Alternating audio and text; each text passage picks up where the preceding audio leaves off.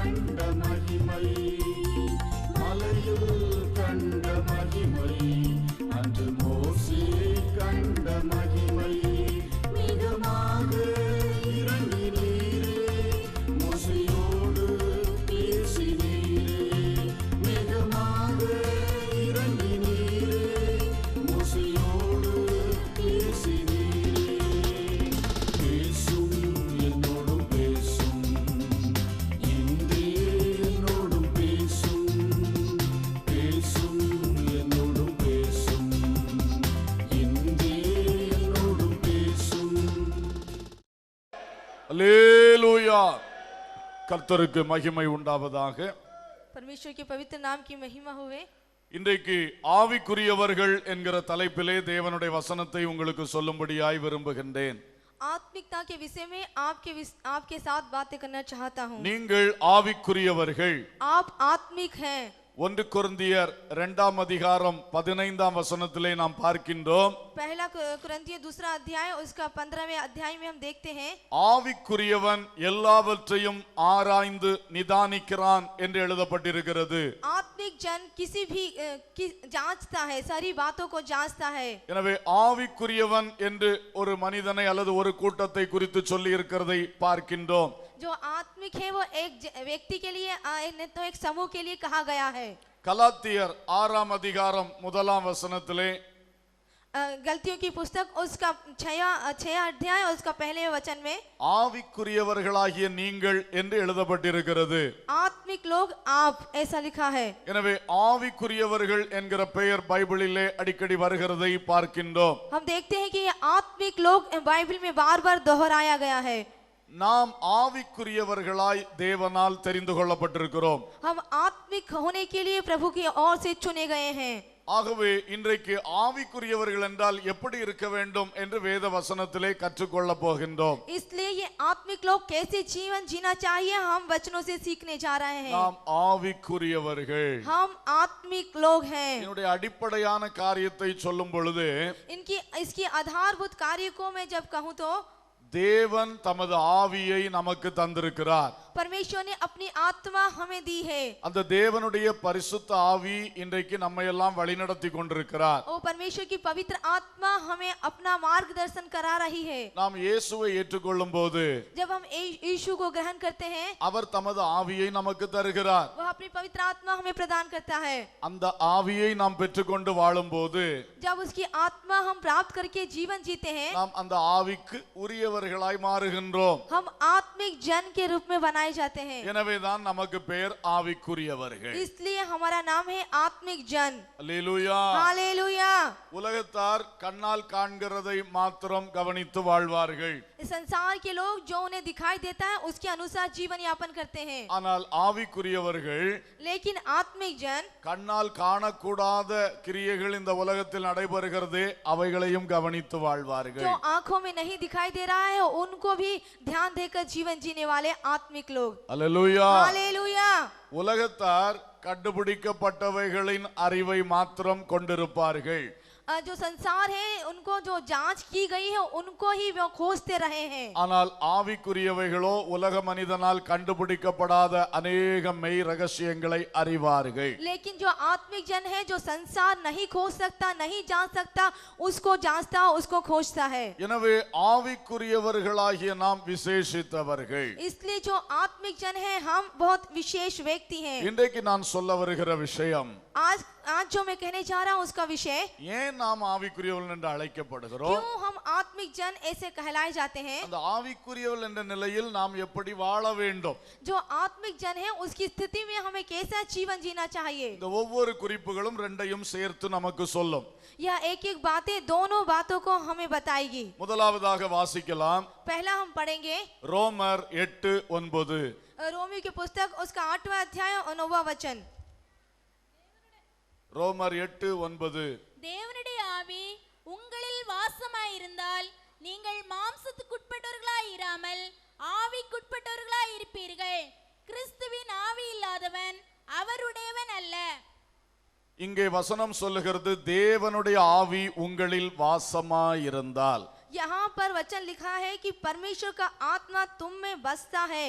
நீங்கள் ஆவிக்குட்பட்டவர்களாயிருப்பீர்கள். तुम आत्मिक दशा में हो. கிறிஸ்துவின் ஆவி இல்லாதவன் அவருடையவன் அல்ல. जिसमें मसीह का आत्मा नहीं वह उसका जन नहीं. எனவே இங்கே முதல் குறிப்பை பார்க்கின்றோம். यहाँ पर हम पहला विषय देखते हैं. யார் ஆவிக்குரியவர்கள்? कौन यह आत्मिक लोग हैं? தேவ ஆவி தங்களில் வாசமாயிருப்பவர்கள் ஆவிக்குரியவர்கள். जिनके पास परमेश्वर का आत्मा वास करता है वह आत्मिक लोग हैं. எனவே தேவ ஆவி நம்மில் வாசமாயிருக்க வேண்டும். इसलिए परमेश्वर का आत्मा हमें बसा रहना चाहिए. அப்பொழுதுதான் நாம் ஆவிக்குரியவர்கள் எனப்படுவோம். उस दशा में हम आत्मिक जन कहलाएंगे. கிறிஸ்துவனுடையவர்களாகவும் காணப்படுவோம். हम मसीह के कहलाएंगे. இன்றைக்கு தேவன் தமது ஆவியை நமக்கு தருகின்றார். आज हमें परमेश्वर का आत्मा हमें प्रदान करता है. பழைய ஏற்பாட்டு காலங்களிலே पुराने नियम के समयों में அடிக்கடி சிலர் மேல் தேவ ஆவி வந்து இறங்கினதை வேதத்திலே வாசிக்க முடியும். हम वचनों में देखते हैं कि पवित्र आत्मा एक व्यक्ति पर उतरता है. கிதியோன் மேல் தேவ ஆவி இறங்கினார். गिदोन के ऊपर परमेश्वर का आत्मा उतरा. சிம்சோன் மேல் இறங்கினார். सिमसोन के ऊपर उतरा. இப்படி எல்லாம் வாசிக்கின்றோம். इस तरह से हम पढ़ते हैं. ஆனால் ஆவியானவர் அவர்களுக்குள்ளேயே தங்கியிருந்தார் என்று வாசிக்க காணவில்லை. लेकिन पवित्र आत्मा उनमें बसता है ऐसा हमने नहीं पढ़ा. அவர் வந்து அவருடைய கிரியைகளை நடப்பித்தார். वह आकर अपने कार्य को उसने किया. ஆனால் புதிய ஏற்பாட்டுக்குள் வரும் பொழுது लेकिन जब हम नए नियम में आते हैं, ஆண்டவர் இயேசு கிறிஸ்து இந்த உலகத்துக்கு வந்தார். प्रभु यीशु मसीह इस संसार में आए. அவருடைய 33 வயதிலே அவர் சிலுவையில் ஏறி நமக்காக தன் ஜீவனை கொடுத்தார். अपनी 33.5 वर्ष की उम्र में क्रूस पर हमारे लिए अपने प्राण को दिया. மரித்தார். वहाँ पर वह अपना மூன்றாம் நாளில் உயிரோடு எழுந்தார். वहाँ पर मरा और तीसरे दिन वह जी उठा. 40வது நாளிலே அவர் பரமேறி சென்றார். वह 40 दिन में उस स्वर्ग में उठा लिया गया. தேவனுடைய வலது பாரிசத்தில் உட்கார்ந்தார். वह परमेश्वर के दाहिनी ओर बैठा. 50ஆம் நாளிலே தேவனுடைய பரிசுத்த ஆவியை இந்த உலகத்திலே தேவன் அனுப்பினார். 50वें दिन संसार में परमेश्वर ने अपनी आत्मा को भेजा. அந்த 50ஆம் நாள் தான் பெந்தேகோஸ்தே என்கிற பண்டிகையை யூத ஜனங்கள் கொண்டாடுவார்கள். जो वो 50वां दिन है जो यहूदी लोग पेंतेकोस्त का दिन करके मनाते हैं. அந்த பெந்தேகோஸ்தே தினத்தன்று பரிசுத்த ஆவியானவர் உலகத்தில் வந்தார். जो पेंतेकोस्त के दिन है वो पवित्र आत्मा इस संसार में आया. அவர் காத்திருந்த 120 பேர் மேல் கடந்து வந்தார். जो उसका इंतजार कर रहे थे, बाट जो है थे 120 लोगों के बीच में वो आया. அப்போஸ்தலர் 2ஆம் அதிகாரம் முதல் 4 வசனங்களில் இது எழுதப்பட்டிருக்கிறது. प्रेरितों के काम उसके दूसरे अध्याय पहले 4 वचनों में इसमें हम देखते हैं. அவர்கள் ஜெபம் பண்ணி கொண்டிருக்கும் பொழுது जब वे प्रार्थना कर रहे थे, ஒரு பலத்த சத்தத்தை கேட்டார்கள். एक बड़ी आवाज को उन्होंने सुना. பலத்த காற்று வீசுவது போல இருந்தது. एक आंधी के समान शब्द को सुना. சடுதியான ஒரு முழக்கம் உண்டாயிற்று. अचानक एक शब्द सुना. அந்த சத்தத்தை அவள் கேட்டுக்கொண்டிருந்த பொழுது जब वो उस आवाज को सुन रहे थे, அந்த சத்தம் அவர்கள் கூடியிருந்த இடத்தை நிரப்பினது. जो आवाज ने उस जहाँ पर वो खड़े थे पूरी तरह से भर दिया था. அந்த வினாடியிலே उसी क्षण இவர்கள் மேல் பரிசுத்த ஆவியானவர் இறங்கினார். इनके ऊपर पवित्र आत्मा उतरा. இவர்கள் எல்லாரும் பரிசுத்த ஆவியினாலே நிரப்பப்பட்டார்கள். यह सभी लोग पवित्र आत्मा के द्वारा भरे गए. அப்போஸ்தலர் 2:4 தெளிவாய் சொல்லுகிறது. प्रेरितों के काम 2 अध्याय और 4वां वचन इसे स्पष्ट रूप से बताता है. அவர்கள் எல்லாரும் பரிசுத்த ஆவியினாலே நிரப்பப்பட்டு वहाँ सब लोग पवित्र आत्मा से भर गए. கர்த்தர் தங்களுக்கு தந்தருளின வரத்தின்படியே परमेश्वर का आत्मा उन्हें बोलने की सामर्थ्य से வெவ்வேறு பாஷைகளில் பேசத் தொடங்கினார்கள். वे अन्य अन्य भाषा बोलने लगे. இவ்விதமாக அந்த ஜனங்கள் அன்றைக்கு அந்நிய பாஷையின் வரத்துடன் அபிஷேகத்தை பெற்றார்கள். इस तरह से उस समय पवित्र आत्मा को अन्य भाषा के लक्षण से उन्होंने प्राप्त किया. அன்று இந்த பூமிக்கு இறங்கி வந்த பரிசுத்த ஆவியானவர் उस दिन पवित्र आत्मा इस भूमि पर उतरा. இயேசு சிலுவையில் மரித்து உயிர்த்த அந்த காரியத்தின் நோக்கத்தை நிறைவேற்றும் பொறுப்பை ஏற்றுக்கொண்டார். और प्रभु यीशु मसीह इस संसार में आए, मरे और फिर से जी उठे और फिर से आने की उस जिम्मेदारी को पवित्र आत्मा ने संभाल लिया. இயேசு சிலுவையில் சிந்தின இரத்தத்தினால் பாவிகளை நீதிமான் ஆக்கும் வேலையை பரிசுத்த ஆவியானவர் செய்யும்படி பொறுப்பேற்றார். यीशु मसीह के लहू से एक पापी व्यक्ति बचाया जा सकता है. इस जिम्मेदारी को इस पवित्र आत्मा ने ली. அவ்விதமாய் கிறிஸ்துவுக்குள் வந்த ஒவ்வொருவரையும் தொடர்ந்து கிறிஸ்துவின் ராஜ்யத்துக்கு தகுதிப்படுத்தும் பணியை செய்ய பரிசுத்த ஆவியானவர் பொறுப்படுத்தார். इस तरह से हर एक मसीह जन को मसीह के लिए तैयार करने के लिए उसकी सारी जिम्मेदारी पवित्र आत्मा ने ली. ஆகவே அவர் வந்திறங்கின அன்றைக்கே 3000 பேர் ரட்சிக்கப்பட்டார்கள், பாவிகள் நீதிமான்களாக்கப்பட்டார்கள். और जब वो जिस दिन वो उतरा उस जगह 3000 लोग उद्धार पाए और पापी लोगों ने अपना मन फिराया. அவர் வந்திறங்கின அன்னைக்கே அவர் தொடர்ந்து இந்த ரட்சிக்கப்பட்டவர்கள் எப்படி வாழ வேண்டும் என்ற சத்தியத்தை வெளிப்படுத்தினார். और जिस दिन से वह इस पृथ्वी पर उतरा उस दिन से उद्धार पाए हुए लोगों को कैसे जीना चाहिए उसने बताया. இந்த மனம் திரும்பின மக்கள் எல்லாம் ஞானஸ்நானம் பெற வேண்டும் என்று சொன்னார். ये जो मन फिराए हुए लोग हैं उन्हें बपतिस्मा लेना चाहिए ऐसा कहा. பரிசுத்த ஆவியின் அபிஷேகத்தை வரத்தை பெற வேண்டும் என்று சொன்னார். पवित्र आत्मा का अभिषेक पाकर उस वरदान को पाने के लिए வேறுபட்டு பரிசுத்த வாழ்வு வாழ வேண்டும் என்று சொன்னார். अलग होकर एक पवित्र जीवन जीने के लिए அவர்கள் எல்லாம் ஒன்றாயிருந்து சபை கூடி வர வேண்டும் என்று சொன்னார். वो सब एक होकर मंडली में सम्मिलित हो इसलिए कहा. எதற்காக?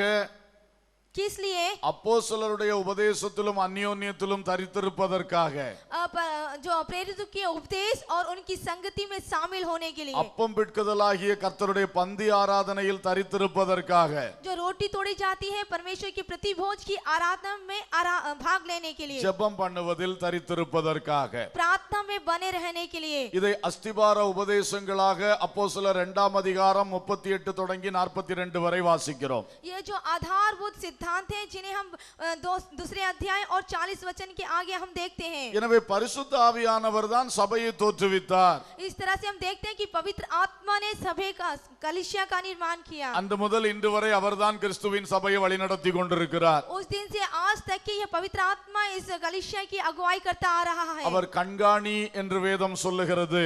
वह मार्गदर्शन ऐसा वचन कहता है. அவர் சபையை முழுவதும் கண்காணித்து செயல்படுத்தி கொண்டிருக்கின்றார். वह पूरी कलीसिया की अगुवाई करके उनकी मार्गदर्शन कर रहा है. இந்த பரிசுத்த ஆவியானவர் यह पवित्र आत्मा ஒவ்வொரு தனிப்பட்ட மனிதனுடைய உள்ளத்துக்குள் வர விரும்புகிறார். वह हर एक व्यक्ति के जीवन में आना चाहता है. அவர் நமக்குள் வந்து நமக்குள் தங்கி இருக்க விரும்புகிறார். वह हमारे अंदर आकर हमारे बीच में बसना चाहता है. ஆகவே இது நிரப்பப்படுகிற ஒரு அனுபவம். इसलिए यह एक भर जाने वाला अनुभव. இந்த பரிசுத்த ஆவி நம்மை நிரப்பி நமக்குள் வாசம் பண்ணுவார். यह पवित्र आत्मा हमें भरकर हम में बसेगा. ஆகவே அந்த அனுபவத்தை நாம் பெற்றுக்கொள்ளும் போது इसलिए जब हम इस अनुभव को प्राप्त करते हैं நாம் ஆவிக்குரியவர்கள். हम आत्मिक जन. நமக்குள் தேவனுடைய ஆவி இருக்கிறாரா? क्या हम में पवित्र आत्मा रहता है? அப்படி இல்லை என்றால் நாம் ஆவிக்குரியவர்கள் அல்ல. और यदि ऐसा नहीं तो हम आत्मिक जन नहीं. இந்த பரிசுத்த ஆவியினால் நிரப்பப்படாதவர்கள் ஆவிக்குரியவர்கள் அல்ல. जो पवित्र आत्मा के द्वारा नहीं भरे जाते वो पवित्र जन नहीं है. இன்றைக்கு நீங்கள் அந்த அபிஷேகத்தை பெற்றுக்கொள்ள வேண்டும். आज आपको उस पवित्र अभिषेक को प्राप्त करना चाहिए. தேவ ஆவி நமக்குள் வாசம் பண்ணுகிற அனுபவம். पवित्र आत्मा हमारे अंदर बसा रहने का अनुभव. இந்த அனுபவத்தை குறித்து கொரிந்தியரிலே பவுல் இன்னும் எழுதுகின்றார். इस अनुभव के विषय में कुरिन्थियों में पौल लिखता है. 1 கொரிந்தியர் 6 அதிகாரம் 19 வசனம். पहला कुरिन्थियों 6 अध्याय उसका 19वां वचन. உங்கள் சரீரமானது நீங்கள் தேவனாலே பெற்றும் உங்களில் தங்கியும் இருக்கிற பரிசுத்த ஆவியினுடைய ஆலயமாயிருக்கிறதென்றும் நீங்கள் உங்களுடையவர்கள் அல்லவென்றும் அறியீர்களா? ऐसा लिखा है, क्या तुम नहीं जानते कि तुम्हारी देह पवित्र आत्मा का मंदिर है जो तुम में बसा हुआ और तुम्हें परमेश्वर की ओर से मिला है और तुम अपने नहीं हो. பரிசுத்த ஆவி நமக்குள் வந்து தங்கும் பொழுது जब पवित्र आत्मा हम में बसता है இந்த சரீரம் அவருடைய ஆலயமாய் மாறுகிறது. जो हमारा शरीर है उसका मंदिर बन जाता है. ஆகவே நாம் ஒரு நடமாடும் ஆலயமாய் திகழ்கின்றோம். इसलिए हम एक चलने फिरने वाले भवन के रूप में दिखाई देते हैं. எப்போதும் ஆவியானவர் நமக்குள்ளே இருக்கிறார். पवित्र आत्मा हमेशा हमारे अंदर रहता है. இந்த அனுபவத்தை பெற்றவர்கள் தான் ஆவிக்குரியவர்கள். इस अनुभव को पाने वाले ही आत्मिक जन हैं. இன்றைக்கு இந்த கூட்டத்திலே யார் யார் அபிஷேகத்தை இன்னும் பெற்றுக்கொள்ளவில்லையோ, इस समूह में जिसने इस अभिषेक को नहीं प्राप्त किया, அதற்காக தேவனிடத்தில் நீங்கள் விடாப்பிடியாய் ஜெபம் பண்ண வேண்டும். उसके लिए आपको परमेश्वर से निरंतर प्रार्थना करनी है. தேவனுடைய ஆவி எனக்குள் வர வேண்டும். परमेश्वर का आत्मा मेरे अंदर आना चाहिए. என்னுடைய சரீரத்தை தமது ஆலயமாய் மாற்ற வேண்டும். मेरा जो शरीर है वो अपना मंदिर बनाना चाहिए. எனக்குள்ளேயே ஆவியானவர் தங்கி இருக்க வேண்டும். வேண்டும். मेरे ही अंदर वो भाषा रहना चाहिए. இந்த ஆசை முதலாவது வரட்டும். यह चाहत हमारे अंदर आनी चाहिए. அந்த ஆசையோடு தினமும் ஜெபம் பண்ணுங்க. उस चाहत के साथ हर एक दिन प्रार्थना कीजिए. விடாப்பிடியாக கேளுங்கள். और बिना रुके बिना छोड़े उससे प्रार्थना करें. தேவன் உங்களை அபிஷேகிப்பார். परमेश्वर आपका अभिषेक करेगा. ஹல்லேலூயா. हालेलुया. இந்த அபிஷேகம் பெறுவதை நீங்கள் இரண்டாம் ஸ்தானத்திலே வைக்காதிருங்கள். जो अभिषेक पाना है इसको आप दूसरे स्थान पर ना रखें. அதுதான் இன்றைக்கு முதல் விஷயம். वही है पहला विषय. டெய்லி ஜெபிக்க வேண்டும். हर एक दिन प्रार्थना करें. ஒரு கட்டாயம் வேண்டும் என்கிற தாகம் வர வேண்டும். इसे अवश्य ही प्राप्त करने की एक चाहत आपके अंदर होनी चाहिए. தாகம் உள்ளவன் மேல் தண்ணீரை ஊற்றுவேன் என்று சொன்னவர், जिसके अंदर इसकी प्यास है उसके अंदर वो उंडेलेगा, ऐसा लिखा அந்த है. உள்ளத்தின் தாகத்தை பார்த்து ஜீவ தண்ணீராகிய பரிசுத்த ஆவியை தருவார். वह आपके अंदर की चाहत को प्यास को देखकर आपको पवित्र आत्मा देगा. ஆவியினாலே நிரப்பப்படுங்கள். आत्मा के द्वारा भरिए. சகோதரனே சகோதரியே, हे भाई और बहन, பரிசுத்த ஆவி உனக்குள் இருக்கிறாரா? क्या पवित्र आत्मा तुझ में वास करता है? இல்லை என்றால் நீ கிறிஸ்துவினுடையவன் அல்ல. और यदि ऐसा नहीं है तो तू मसीह का नहीं है. இன்றைக்கு இந்த பரிதாப நிலைமைக்கு ஒரு முடிவு கட்ட வேண்டும். आज एक दुखदाई स्थिति आपके जीवन से दूर हो. தேவனுடைய ஆவி இன்றைக்கு எனக்கு வேண்டும் என்று சொல்லுங்கள். पवित्र आत्मा आज मुझे मिलना चाहिए, ऐसा प्रार्थना कीजिए. உலகத்திலே ஒரு பொருளை பெற்றுக்கொள்ள இப்ப வேண்டும்னு எவ்வளவு பிடிவாதமாய் நிற்கிறீர்கள். संसार में एक वस्तु चाहिए, आप कितनी जबरदस्ती करके उसके लिए खड़े होते हैं. இந்த பணத்தை எப்படியாவது இப்பொழுது திரட்டியாக வேண்டும் என்று எவ்வளவு போராடுகிறீர்கள். इस धन संपत्ति को आज ही हासिल करना किस तरह से आप युद्ध करते हैं. உலக பொருளுக்காய் எவ்வளவு வைராக்கியமாய் நிற்கிற சகோதரனே சகோதரியே, संसार की वस्तुओं के लिए उतनी जलन के साथ खड़े हुए हैं भाई और बहन. தேவனுடைய ஆவியை பெற்றுக்கொள்ள மாத்திரம் ஏன் உனக்குள் வைராக்கியம் வரவில்லை? क्यों पवित्र आत्मा पाने के लिए अंदर तुझ में जलन नहीं? அது யாரோ உனக்கு மேல திணிக்கிற விஷயம் போல நீ எடுத்துக்கொள்ளுகிறாய். और कोई मुझे इस पर असर कर रहा है ऐसा आप सोचते हैं. ஆவியானவர் உனக்கு வேண்டுமா வேண்டாமா? पवित्र आत्मा तुझे चाहिए या नहीं? அநேகருக்குள் ஆவியானவரை பற்றின அறிவும் தெளிவும் இல்லை. कितने अनेक लोगों के बीच में पवित्र आत्मा के पीछे बारे में कोई जानकारी नहीं. நானும் கிறிஸ்தவன் என்று சொல்லிக் கொள்ளுகிறார்கள். और मैं भी मसीह हूँ ऐसा वो बोलते हैं. தேவனுடைய ஆவியை பெறாத ஒருவனும் கிறிஸ்துவுக்குரியவன் அல்ல. जो पवित्र आत्मा का अभिषेक नहीं पाता वो परमेश्वर का जन नहीं है. நான் அல்ல, வசனம் சொல்லுகிறது. मैं नहीं, वचन कहता है. ஆகவே எச்சரிப்போடு சொல்லுகிறேன், इसलिए सावधानी की साथ में कहता हूँ. இன்னும் எத்தனை காலம் கிறிஸ்து அல்லாமல் வாழ்ந்து கொண்டிருப்பீர்கள்? कितने और दिन आप मसीह के बगैर जीवन जिएंगे? இந்த சபையில் எத்தனை வருஷமாய் அங்கத்தினர்களாய் இருக்கிறீர்கள்? इस कलीसिया में आप कितने दिनों तक के मेंबरशिप है? ஆனால் பரலோகம் உங்களை பார்த்து சொல்லுது, you are not a Christian, நீ கிறிஸ்துவனுடையவன் அல்ல. लेकिन स्वर्ग आपको देखकर कहता है कि तू मसीह नहीं है. சர்ச் ரெக்கார்டு சொல்லலாம் நீ கிறிஸ்தவன் என்று. चर्च का रिकॉर्ड आपको कह सकता है कि तू मसीह है. கவர்மெண்ட் ரெக்கார்டு சொல்லலாம் நீ கிறிஸ்தவன் என்று. सरकार का भी कह सकता है कि तू है. பெந்தேகோஸ்தே சபையிலே மெம்பரா இருக்கிறதுனால நீ ஆவிக்குரியவன் என்று சொல்லிக் கொள்ளலாம். पेंटेकोस्ट चर्च का तू मेंबर है इसलिए तुझे कह सकते हैं कि तू मसीह है. ஆனால் தேவனுடைய ஆவி உங்களில் தங்கியிராவிட்டால் நீங்கள் கிறிஸ்துவுக்குரியவர்கள் அல்ல. लेकिन पवित्र आत्मा यदि तुझे अंदर नहीं है तो तू मसीह का नहीं है. நீங்கள் ஆவிக்குரியவர்கள் அல்ல. तू आत्मिक जन नहीं. அப்போ நீங்கள் உங்கள் நிலைமை எப்படி இருக்கிறது என்று சிந்தித்து பாருங்க. तो आपकी स्थिति कैसी है आपको ध्यान देना है. இன்னும் இந்த நிலைமையில் தொடர போகிறீர்களா? क्या आप इस स्थिति में बने रहना चाहते हैं? இதற்காக இவ்வளவு தூரம் நான் சத்தம் போட்டுக்கொண்டே இருக்க வேண்டுமா? इसको पाने के लिए क्या मुझे इतनी दूर चिल्लाना இது चाहिए? உங்கள் தேவை அல்லவா? क्या यह बहुत जरूरी नहीं? நீங்கள் அல்லவா அதற்காய் வாஞ்சையாய் எழும்ப क्या வேண்டும். आपको नहीं उसे चाहत के साथ प्राप्त करना है? தேவனுடைய அபிஷேகத்தை பெற்றுக்கொள்ளுங்கள். परमेश्वर के अभिषेक को प्राप्त करें. ஆதி சபையிலே आदि कलीसियाओं में பந்தி விசாரிப்பு செய்வதற்காய் சிலரை தெரிந்தெடுக்க தீர்மானித்தார்கள். जो इस प्रतिभोज की आराधना करने के लिए कुछ लोग को उन्होंने चुन लिया था. பிரபு போஜ்ல भोज संबंधी आराधना में பந்தி விசாரிக்கும்படி சிலரை தெரிந்து கொள்ள முயற்சித்தார்கள். उस भोज करने की लिए कुछ और लोगों को चुना था. அப்போ அதற்கு அவர்கள் வைத்த தகுதிகளில் ஒன்று उनके लिए उसने कुछ योग्यता को रखा था. பரிசுத்த ஆவி பெற்றிருக்க வேண்டும். उनको पवित्र आत्मा पाना है. அல்லேலூயா. हालेलुया. ஆவிக்குரிய சபையில எதை செய்யணும்னாலும் பரிசுத்த ஆவி பெற்றவர்களா இருக்க வேண்டும். आत्मिक कलीसिया में यदि आपको कुछ करना है तो उसके लिए आपको पवित्र आत्मा का अभिषेक प्राप्त करना है. ஒரு சாப்பாடு பந்தியை விசாரிக்கனாலும் பரிசுத்த ஆவியின் அபிஷேகம் ஒரு தகுதியாய் கொடுக்கப்பட்டிருக்கிறது. यदि भोजन को आपको बांटना है तो उसके लिए भी आपको पवित्र आत्मा का अभिषेक प्राप्त करना है. இன்றைக்கு உங்களுடைய நிலைமைகள் எப்படி இருக்கிறது? आज आपकी स्थिति कैसी है? இதை குறித்து சிந்தித்திருக்கிறீர்களா? क्या आप इसको सोचते हैं? அப்ப நாம் கிறிஸ்துவின் ஆவியை பெறாமல் यदि हम पवित्र आत्मा ना पाए, கிறிஸ்துவுக்காக பல ஊழியங்களை செய்தால், यदि हम मसीह के लिए कुछ सेवा करें, அதனால் நமக்கு பிரயோஜனம் என்ன? उसके लिए हम पर क्या लाभ? ஆகவே இன்றைக்கு நீங்கள் சீரியஸாக உணருங்கள்.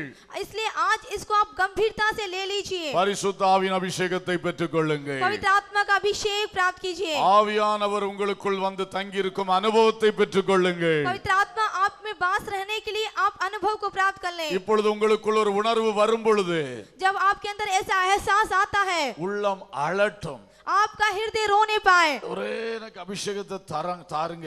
ओ मुझे अभिषेक चाहिए. இந்த வாஞ்சை வந்தால் கர்த்தர் தருவார். और ऐसी चाहत आपके अंदर रहेगी तो परमेश्वर देगा. அல்லேலூயா. அல்லேலூயா. எங்களுக்குள்ளே வாசம் செய்யும் ஆவியானவரே, இந்நாளில் உம் சித்தம் போல் நடத்தி செல்லும் ஐயா. எங்களுக்குள்ளே வாசம் செய்யும் ஆவியானவரே, இந்நாளில் உம் சித்தம் போல் நடத்தி செல்லும் ஐயா. ஆவியானவரே, ஆவியானவரே, பரிசுத்த ஆவியானவரே, ஆவியானவரே, ஆவியானவரே, பரிசுத்த ஆவியானவரே, எங்களுக்குள்ளே வாசம் செய் ஆவியானவரே, இந்நாளில் உம் சித்தம் போல் நடத்தி செல்லும் ஐயா. எங்களுக்குள்ளே வாசம் செய்யும் ஆவியானவரே, இந்நாளில் உம் சித்தம் போல் நடத்தி செல்லும் ஐயா. அல்லேலூயா. இரண்டாவதாக दूसरी बात, ரோமர் 8:1.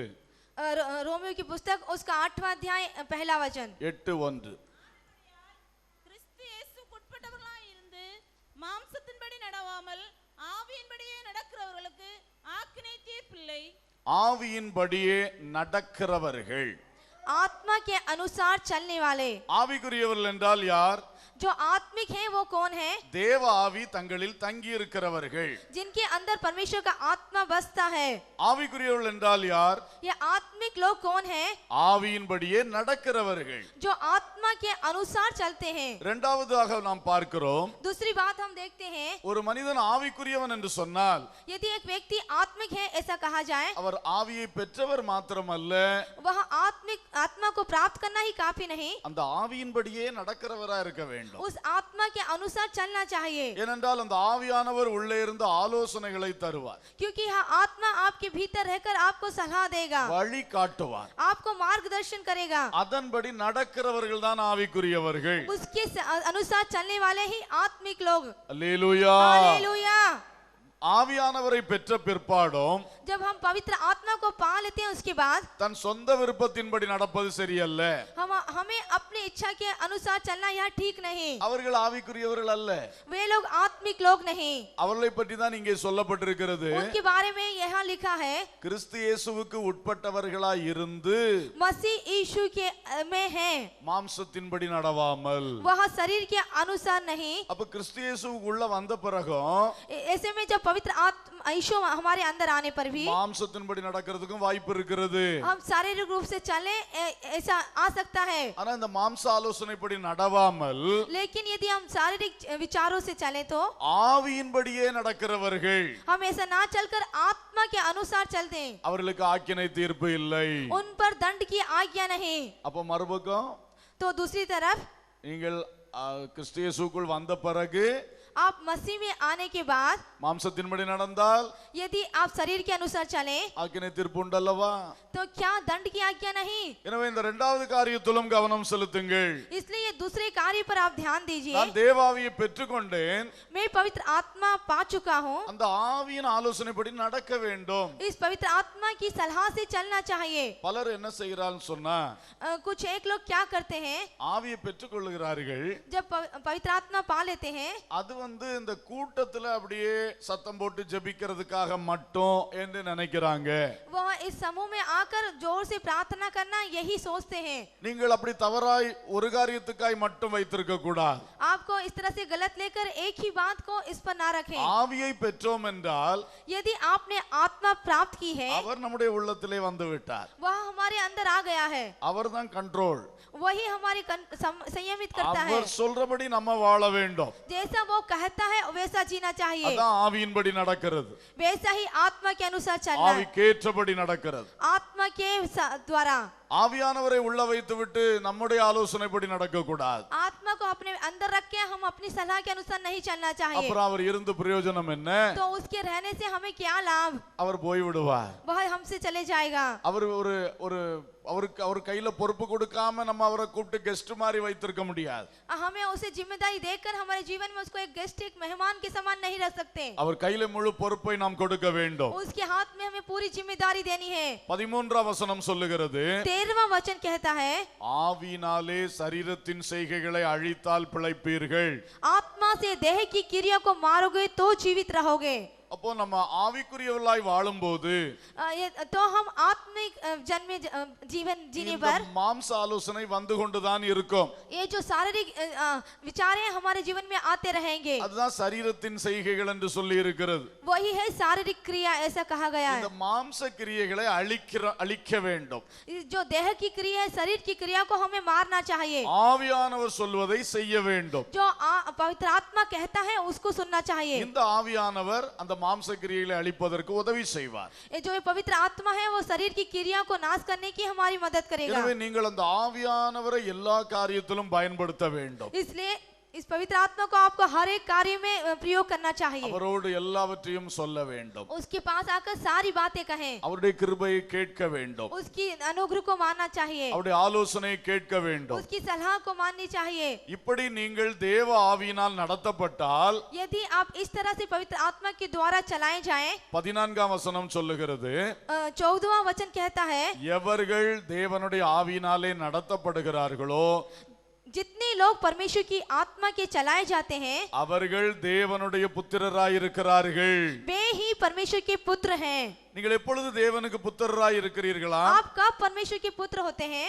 ஆவியை பெற்றுக்கொண்டு पवित्र आत्मा पाकर, ஆவியின்படி நடக்கும் பொழுது. पवित्र आत्मा के द्वारा चलने पर। அல்லேலூயா. हालेलुया। இந்த வசனங்களை தயவு செய்து நன்றாக உள்ளத்தில் எடுத்துக்கொள்ளுங்கள். दया करके इस वचन को अपने जीवन में ग्रहण करिए। நீங்கள் ஆவியின்படி நடந்தால்தான் தேவனுடைய பிள்ளைகள். आप आत्मा के द्वारा चलने पर ही आप परमेश्वर के पुत्र हैं। மனம் போல நடப்பதை நிறுத்தி விடுங்கள். अपनी इच्छा के अनुसार चलना छोड़ दीजिए। யாரோ சொன்னதை கேட்டு நடக்கிறதெல்லாம் நிறுத்தி விடுங்கள். और किसी ने कहा उसको सुनकर चलना छोड़ दीजिए। ஒவ்வொரு காரியத்துக்கும் நம்முடைய உள்ளம் ஆண்டவர் என்ன சொல்றார், ஆண்டவர் என்ன சொல்றார், அந்த எண்ணத்துக்குள் வரட்டும். हर एक कार्य के लिए परमेश्वर मुझसे क्या चाहता है, क्या कहता है, यह कहने के लिए आपका हृदय तैयार रहे। ஒரு காரியம் வரும் பொழுது இதை நான் செய்வதை தேவன் விரும்புவாரா விரும்ப மாட்டாரா என்கிற எண்ணம் உடனே வரட்டும். यदि एक कार्य आए तो यह परमेश्वर को अच्छा भाता है या नहीं, यह भावना हमारे अंदर आने पाए। உடனே ஆவியானவரிடத்திலே கேட்கலாம். तुरंत उस पवित्र आत्मा से हम पूछें। அதற்கு தான் அவர் நமக்குள்ளே வாசம் பண்ணுகிறார். इसलिए वो हमारे अंदर बसता है। அல்லேலூயா. हालेलुया। கைகளை வைத்து சொல்லுவோம், அல்லேலூயா. எனவே கர்த்தருடைய ஆவியானவரோடு ஆலோசனை கேட்டு நடவுங்கள். इसलिए पवित्र आत्मा की सलाह लेकर चलिए। கலாத்தியர் 5:16 சொல்லுகிறது, गलतियों की पुस्तक उसका 5वां अध्याय 16वां वचन कहता है, நீங்கள் ஆவியின்படி நடந்தால் यदि तुम आत्मा के द्वारा चलो तो மாம்ச இச்சையை நிறைவேற்றாதிருப்பீர்கள். तुम अपनी शारीरिक अभिलाषाओं को पूरा नहीं कर पाओगे। இந்த மாம்ச இச்சை ரொம்ப வந்துகிட்டே இருக்கும். जो ये शारीरिक अभिलाषाएं आती ही रहेगी। எதுக்கெடுத்தாலும் அது அந்த ஆசையினால அது it will be driven by desire, ஆசையினால வழி நடத்தப்பட்டு கொண்டே இருக்கும். वह आपके अंदर की जो अभिलाषा है उसके द्वारा आपकी अगुवाई करेगी। அப்போ அந்த ஆசைகளை அழிக்கணும்னா பரிசுத்த ஆவியானவர் உதவி செய்வார். इसलिए उस अभिलाषा को यदि आपको नाश करना है तो पवित्र आत्मा आपकी मदद இந்த करेगा। மாம்ச இச்சைகளை அழித்தால் தான் ஆவியானுடைய ஆலோசனைப்படி நடக்க முடியும். इस शारीरिक क्रियाओं को आपको नाश करना है तो ही पवित्र आत्मा के द्वारा हम चल पाएंगे। இல்லாவிட்டா அந்த ஆசைகள் நம்மை மேற்கொண்டு விடும். इसलिए नहीं तो वह अभिलाषा हम पर जीत पाएगी। நம்ம நல்லபடியா வாழ வேண்டும் என்று தான் விரும்புவோம். हम अच्छी तरह से जीना चाहते हैं, ऐसा हम चाहते हैं, ஆனா அந்த சமய சந்தர்ப்பம் வரும் பொழுது ஏதோ ஒண்ணு செஞ்சிருவோம். लेकिन उस किसी घटना विशेष में जब हम आते हैं तो हम कुछ और कर जाते हैं। அது நம்ம கண்ட்ரோல மிஞ்சி போயிடுது. वह हमारे संयम से बाहर हो जाती है, ஏன்னா அந்த மாம்ச இச்சை அங்க மேற்கொண்டு விடுகிறது. क्योंकि वहां पर जो हमारी शारीरिक इच्छा है वो हम पर हावी होती है। பணத்துக்காக ஆசைப்பட்ட ஆளு, जब हम धन के विषय में आशा करते हैं, பொருளுக்காக ஆசைப்பட்ட ஆளு, यदि किसी वस्तु के विषय में हम लालच करते हैं, ஒரு எவ்வளவு கட்டுப்பாடெல்லாம் வச்சிருந்தாலும் हम कितना भी कंट्रोल करने पर भी அந்த வாய்ப்பு வரும்போது அந்த இச்சை மேற்கொண்டு यदि ऐसी घटना पर आने पर जो हमारी भावना है वो हम पर हावी होगी, அதுல விழுந்து போகிறார். हम उस स्थिति में गिर जाएंगे। இது மாதிரி வேசித்தன விபச்சாரங்கள்ல மக்கள் விழுகிறார்கள். इस तरह से वेश्यावृत्ति में और बुरे पाप में लोग गिरते हैं। இந்த கெட்ட காரியங்களை குறித்த ஆசை டக்கென்று மேற்கொள்ளுகிறது. ये जो गलत भावनाएं आने पर अचानक हम पर वो प्रभाव करती है, அந்த நேரம் அவங்களால கண்ட்ரோல் பண்ண முடியல. उस जगह उस स्थिति में उन पर वो संयमित नहीं कर सकते। அதற்கு தான் பைபிள் சொல்லுது, நீ ஆவியை பெற்று ஆவியினாலே நடத்தப்படு.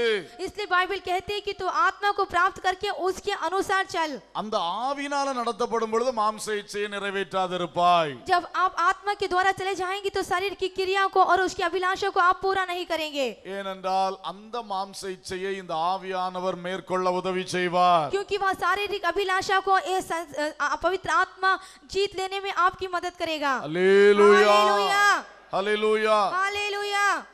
ஆகவே இந்த ஆவிக்குரிய அனுபவத்திலே நாம் நடக்க வேண்டும் என்று கர்த்தர் அழைக்கிறார். इसलिए ये पवित्र आत्मा के अनुभव में चलने के लिए परमेश्वर हमसे चाहता है। அது மாத்திரமல்ல, நாம் ஆவிக்குரியவைகளை சிந்திக்கிறவர்களாய் இருக்க வேண்டும். यही काफी नहीं, हमें आत्मिक विचार से ध्यान देना चाहिए। 8:5 ரோமர் 8:5 சொல்லுகிறது, रोमियो की पुस्तक उसका 8 और 5वां वचन कहता है, மாம்சத்தின்படி நடக்கிறவர்கள் மாம்சத்துக்குரியவைகளை சிந்திக்கிறார்கள், जो शरीर के अनुसार चलते हैं वह शरीर के अनुसार सोचते हैं, ஆவியின்படி நடக்கிறவர்கள் ஆவிக்குரியவைகளை சிந்திக்கிறார்கள். जो आत्मा के अनुसार चलते हैं वो उसके अनुसार सोचते हैं। இப்ப நாம் ஆவிக்கேற்றபடி நடந்து கொண்டால் यदि हम आत्मा के अनुसार चलें, மாம்ச இச்சையை நிறைவேற்றாமல் இருப்போம். जो शरीर की आशाएं हम उसको पूरा नहीं करेंगे। அடுத்ததாக और दूसरी बात, ஆவியின்படி நடந்து கொண்டால் यदि हम आत्मा के अनुसार चलें तो ஆவிக்குரியபடி சிந்திப்போம். आत्मा के अनुसार हम चलेंगे। ஹல்லேலூயா. हालेलुया। சிந்தனையிலே ஒரு மறுரூபம் வருகிறது. हमारी चिंताओं में एक परिवर्तन आएगा। நாம் ஆவிக்கேற்றபடி நடக்க நடக்க जब हम आत्मा के द्वारा चलने पर அடுத்தடுத்த காரியங்களுக்கு நம்முடைய சிந்தனை ஆவிக்குரிய சிந்தனையாய் வந்து கொண்டிருக்கும். आगे आने हर एक कार्यों में हमारे जो विचार है वो आत्मिक होंगे। அந்த மாம்ச சிந்தனைகள் நம்மை விட்டு விலகி கொண்டிருக்கும். ये जो शारीरिक विचार है हमसे दूर होंगे। நாம் எந்த வழியில் நடக்கிறோமோ அதுக்குள்ள சிந்தனை தான் நமக்குள்ள இருக்கும். हम जिस रास्ते पर चल रहे हैं उसके बारे में विचार हमारे अंदर होगा। ஆகவே இன்றைக்கு நம்முடைய சிந்தனை எப்படி இருக்கிறது? इसलिए आज हमारे विचार कैसे हैं? ஒரு சூழ்நிலை வரும் பொழுது एक घटना आने पर மாம்ச சிந்தையால சிந்திக்கிறோமா, ஆவிக்கேற்ற சிந்தையால சிந்திக்கிறோமா? क्या हम शारीरिक रूप से सोचते हैं या फिर आत्मिक रूप से? ஒரு கஷ்டம் நமக்கு வந்து விட்டது. यदि एक दुखित घटना हम पर आती है, ஒரு கோபம், ஒரு எதிர்ப்பு, ஒரு அடிதடி, ஒரு பிரச்சனை, இதுதான் மாம்ச சிந்தை. तो उसके बाद हम रोने लगते हैं या फिर हम झगड़ा करने लगते हैं या फिर क्रोध करने लगते हैं। यही है शारीरिक विचार। வாயில வந்தத பேசுறது, பிரச்சனை உண்டாக்குறது, இதெல்லாம் மாம்சீக சிந்தை. जो भी हमारे मुंह में आते हैं और समस्या को उत्पन्न करते हैं, ये सब है शारीरिक क्रियाएं। அதே ஒரு பிரச்சனை வந்த உடனே यही एक समस्या आने पर இது ஏன் வந்தது, எப்படி வந்தது, இதுக்கு எப்படி நம்ம செய்யலாம், கர்த்தர் என்ன ஆலோசனை தருகிறார் என்று சிந்திப்பது ஆவிக்குரிய சிந்தை. और ये समस्या आने पर यह क्यों आया और इस परमेश्वर इससे क्या कहना चाहता है, यह सोचना है आत्मिक विचार। அல்லேலூயா. हालेलुया। இன்றைக்கு अनेகர் விசுவாசிகள் ஊழியர்கள் என்று சொல்லிவிட்டோம், இந்த மாம்ச சிந்தைக்குள் போறது பெரிய தோல்வி. बहुत से विश्वासी अपने आप को सेवक कहकर अपने शारीरिक चिंता विचारों पर इस पर जाना, यह बहुत बड़ी हार का काम है। ஒரு பிரச்சனை கஷ்டம் வந்த உடனே மாம்ச சிந்தை உலகத்தின் வழி அப்படியே போக ஆரம்பிக்கிறார்கள். एक दुख और समस्या आने पर तुरंत इस संसार के विचारों पर हम ज्यादा शामिल होते हैं। அப்படிப்பட்டவர்கள் ஆவிக்குரியவர்கள் அல்ல. ऐसी स्थिति में आप आत्मिक जन नहीं। ஆவிக்குரியவர்கள் எந்த சூழ்நிலை வந்தாலும் ஆவிக்கேற்றபடி சிந்திக்க வேண்டும். आत्मिक जन जो है किसी भी परिस्थिति में आत्मा के अनुसार ही विचार करना चाहिए। ஆவிக்குரிய சிந்தையோடு இருக்க வேண்டும். आत्मिक विचार के साथ रहना चाहिए। 6ஆம் வசனம் சொல்லுகிறது, 6वां वचन कहता है மாம்ச சிந்தை மரணம், जो शारीरिक विचार है वो मृत्यु को लाती है, ஆவியின் சிந்தையோ ஜீவனும் சமாதானமுமாம். जो आत्मिक चिंता है वो जीवन और शांति की है। அப்ப நம்ம இந்த மாம்ச சிந்தையில போனா அது மரணத்துக்கு அல்லது அக்கினி கடலுக்கு தான் கொண்டு போகும். और यदि हम शरीर पर मन लगाएं तो वो हमें मृत्यु की ओर, नरक की ओर ले जाएगी। அருமையான விசுவாசிகளே, இந்த காரியத்திலே எச்சரிப்படையுங்கள். इस है प्रिय विश्वासियों, अपने आप को इस बात के लिए जागृत कीजिए। நீங்கள் ஆவியை பெற்ற பிறகும் जब आप आत्मा प्राप्त करते हैं उसके बाद உங்களுக்கு ஏதாவது ஒரு பிரச்சனை வந்தா உடனே பழையது போல மாம்சத்தின் வழியிலே பேசுகிறீர்கள், செயல்படுகிறீர்கள் என்றால், यदि आपको आप जीवन में समस्या आती है तो पहले के समान आप उसके बारे में बात करते हैं तो அது உங்களுக்கு நித்திய ஜீவனை கொடுக்காது. நித்திய ஆக்கினைக்கு நேராய்த்தான், அந்த மரணத்துக்கு நேராய்த்தான் கொண்டு போகும். वो आपको अनंत जीवन नहीं देगी, वो अनंत मृत्यु की ओर आपकी अगुवाई करेगी। அதனால மாம்ச சிந்தையை விட்டு விலகுங்கள். इसलिए आप शारीरिक विचारों से अलग रहें। ஒவ்வொரு ஆவியானவரோடு இணைந்து சிந்திக்க தொடங்குங்கள். आत्मा, पवित्र आत्मा के साथ मिलकर आप विचार करना सीखें। 7ஆம் வசனம் சொல்லுகிறது, 7वां वचन कहता है மாம்ச சிந்தை தேவனுக்கு விரோதமான பகை. क्योंकि शरीर पर मन लगाना तो परमेश्वर से बेर रखना है। 8ஆம் வசனம் சொல்லுகிறது, 8वां वचन कहता है மாம்சத்துக்கு உட்பட்டவர்கள் தேவனுக்கு பிரியமாய் இருக்க மாட்டார்கள். जो शारीरिक दशा में है वे परमेश्वर को प्रसन्न नहीं कर सकते। அப்போ மாம்ச சிந்தை என்பது தேவனுக்கு விரோதமான பகை. और तो ऐसी स्थिति में जो शरीर पर मन लगाना वह परमेश्वर से बेर रखना है। உலக சிநேகம் தேவனுக்கு விரோதமான பகை. जो संसार से प्रेम रखना वह भी परमेश्वर से बेर रखना है। இதெல்லாம் வந்தாச்சுன்னா தேவனுக்கு நம்ம பகையாளிகளாய் மாறுகிறோம். यदि हमारे जीवन में ये सब है तो हम परमेश्वर के बेरी हो जाते हैं। பாருங்க, பெருமை உள்ளவனுக்கு தேவன் எதிர்த்து நிற்கிறார். जो अभिमानी है परमेश्वर उसका सामना करता है। இதெல்லாம் அந்த வரிசையில வருகின்றது. ये सभी उसी लाइन में आता है। தேவனே நமக்கு எதிராளியாய் மாறுகின்ற சூழ்நிலை. परमेश्वर हमारा बेरी होने का एक स्थिति இன்றைக்கு अनेகருக்கு இது தெரியவில்லை. आज बहुतों को यह नहीं मालूम। மாம்சத்தில் சிந்திக்கிறார்கள், वह शारीरिक रूप से मन लगाते हैं, மாம்சத்தில் செயல்படுகிறார்கள். शारीरिक रूप से चलते हैं। பேர் தான் ஆவிக்குரியவர்கள். उनका नाम ही केवल आत्मिक जन। அவர்களுக்குள் ஆவி இல்லை. उनके अंदर आत्मा नहीं है। அவள் ஆவியினால் நடத்தப்படவில்லை. वो लोग आत्मा के द्वारा नहीं चलाए गए। இன்று இந்த தவறு திருத்தப்பட வேண்டும். आज यह गलती सुधारी जानी चाहिए। தேவனுக்கு பிரியமானவர்களாய் நாம் மாற வேண்டும். परमेश्वर को भावता हुआ जीवन हमें चलना चाहिए। மாம்சத்தின்படி நடவாதிருங்கள், शरीर के अनुसार ना चलिए, ஆவியின்படி நடவுங்கள். आत्मा के अनुसार चलिए। மூன்றாவதாக तीसरी बात வாசிக்கலாம், ரோமர் 8:13. रोमियो की पुस्तक 8वां उसका 13वां वचन। மாம்சத்தின்படி பிழைத்தால் சாவீர்கள், ஆவியினாலே சரீரத்தின் செய்கைகளை அழித்தால் பிழைப்பீர்கள். இங்கே பிழைப்பை குறித்து சொல்லி இருக்கிறது. यहाँ पर जीने के बाद जीवित रहने के बारे में कहा है। ஆவியினாலே பிழைத்திருக்க வேண்டும். आत्मा के द्वारा हमें जीवित रहना है। ஆவிக்குரியவர்கள் யார்? आत्मिक कौन है? தேவனுடைய ஆவி உள்ளே வாசமாயிருப்பவர்கள். जिनके अंदर पवित्र आत्मा वास करता है वे। ஆவிக்குரியவர்கள் யார்?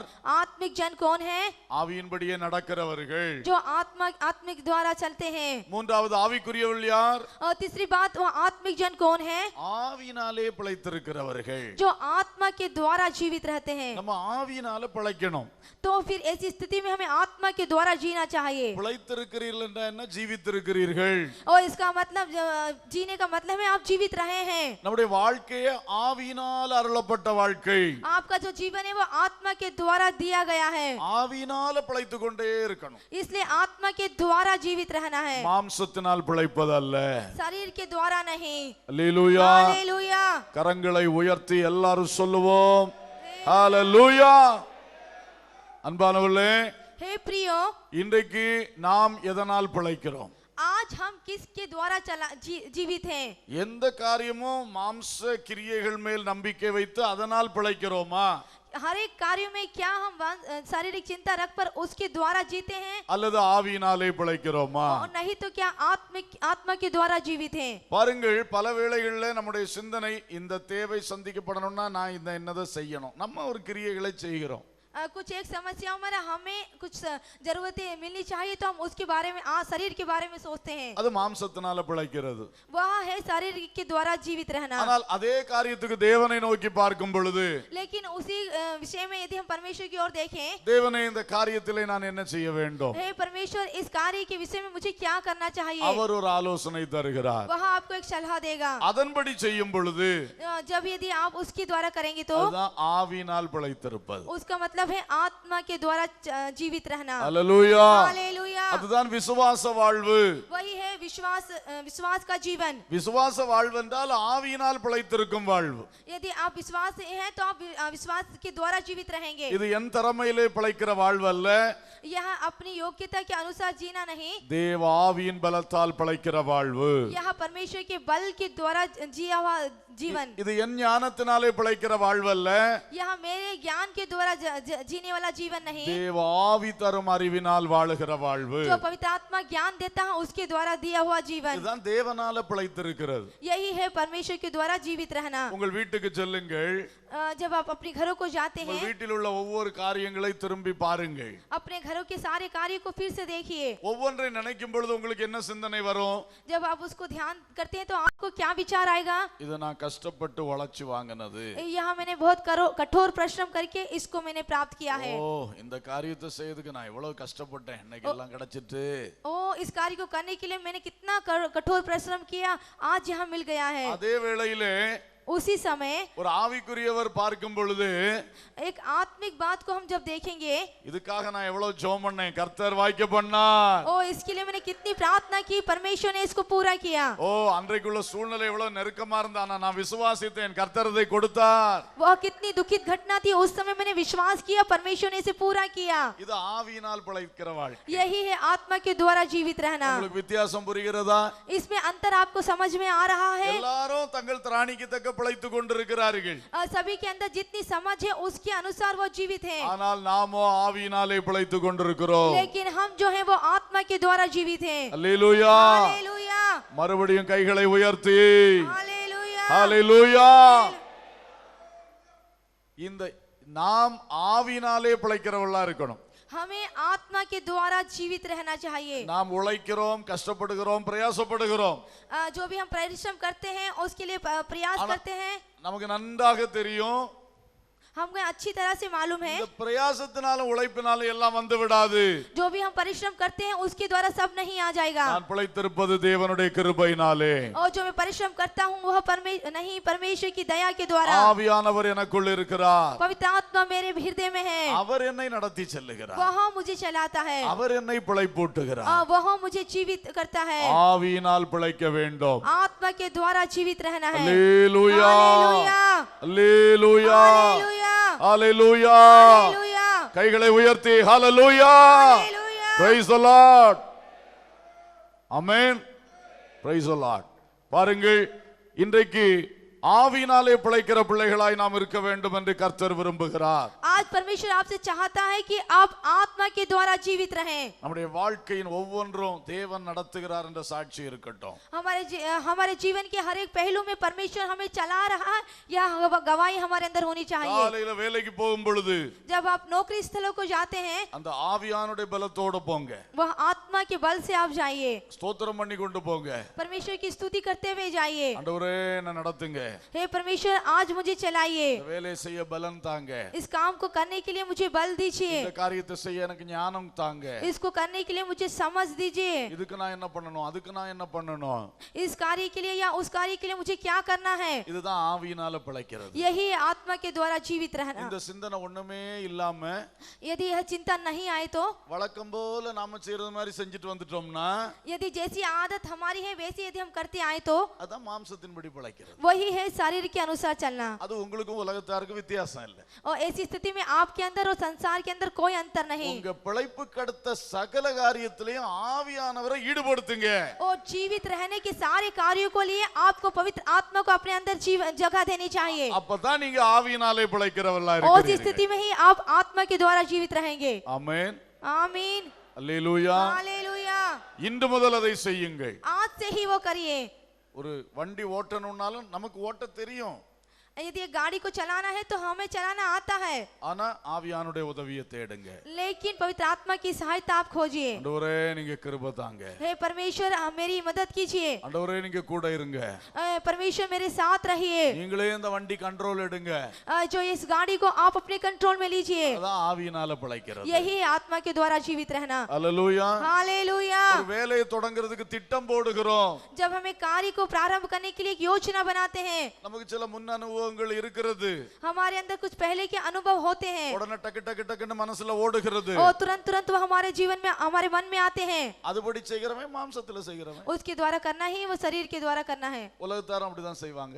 संसार के लोग भी ऐसे ही करते அப்ப हैं। நமக்கு என்ன வித்தியாசம்? तो फिर हम में क्या अंतर है? அந்த இடத்துல மனசுல ஆவியானவரை தேடுறோம். उस स्थिति में हमें आत्मा को खोजना चाहिए। ஆண்டவரே இதை என்ன செய்யுது ஆண்டவரே? हे पिता आत्मा इसे क्या क्या करना चाहिए? இதான் ஆவியினால் பிழைக்கிறது. यही है आत्मा के द्वारा जीवित रहना। ஹalleluya.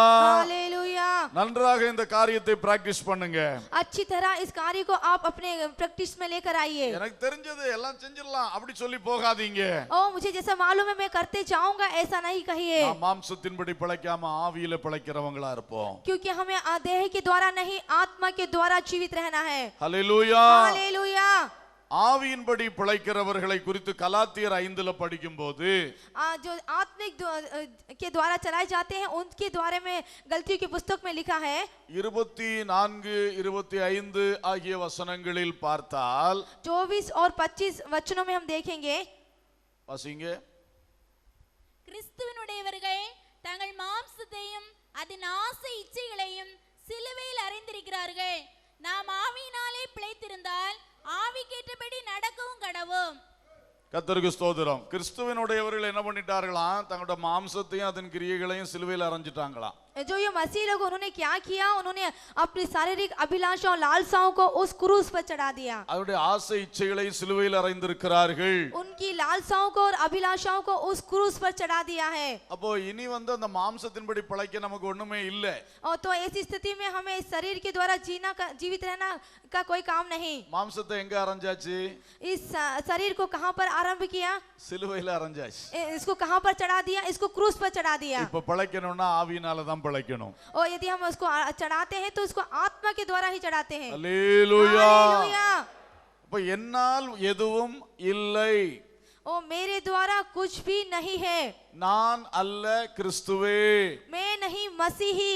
இதுதான் அந்த அனுபவம். यही है वो अनुभव। ஏன்னா என்னை தான் நான் சிலுவையில் அறைஞ்சிட்டேனே. क्योंकि मैंने अपने आप को क्रूस पर चढ़ा चुका है, நீ நான் என்பதே எனக்கிட்ட இல்லையே.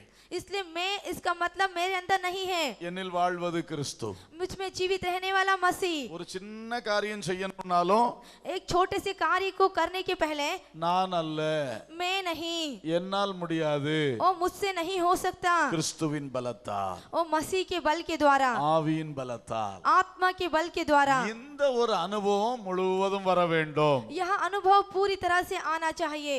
நாம் நம்முடைய மாம்சத்தை சிலுவையிலே அறைந்து விட வேண்டும். हम अपनी शारीरिक अभिलाषा को उस क्रूस पर चढ़ाना இனி चाहिए। பழையபடி அதை முன்னிறுத்தி செயல்படவே கூடாது.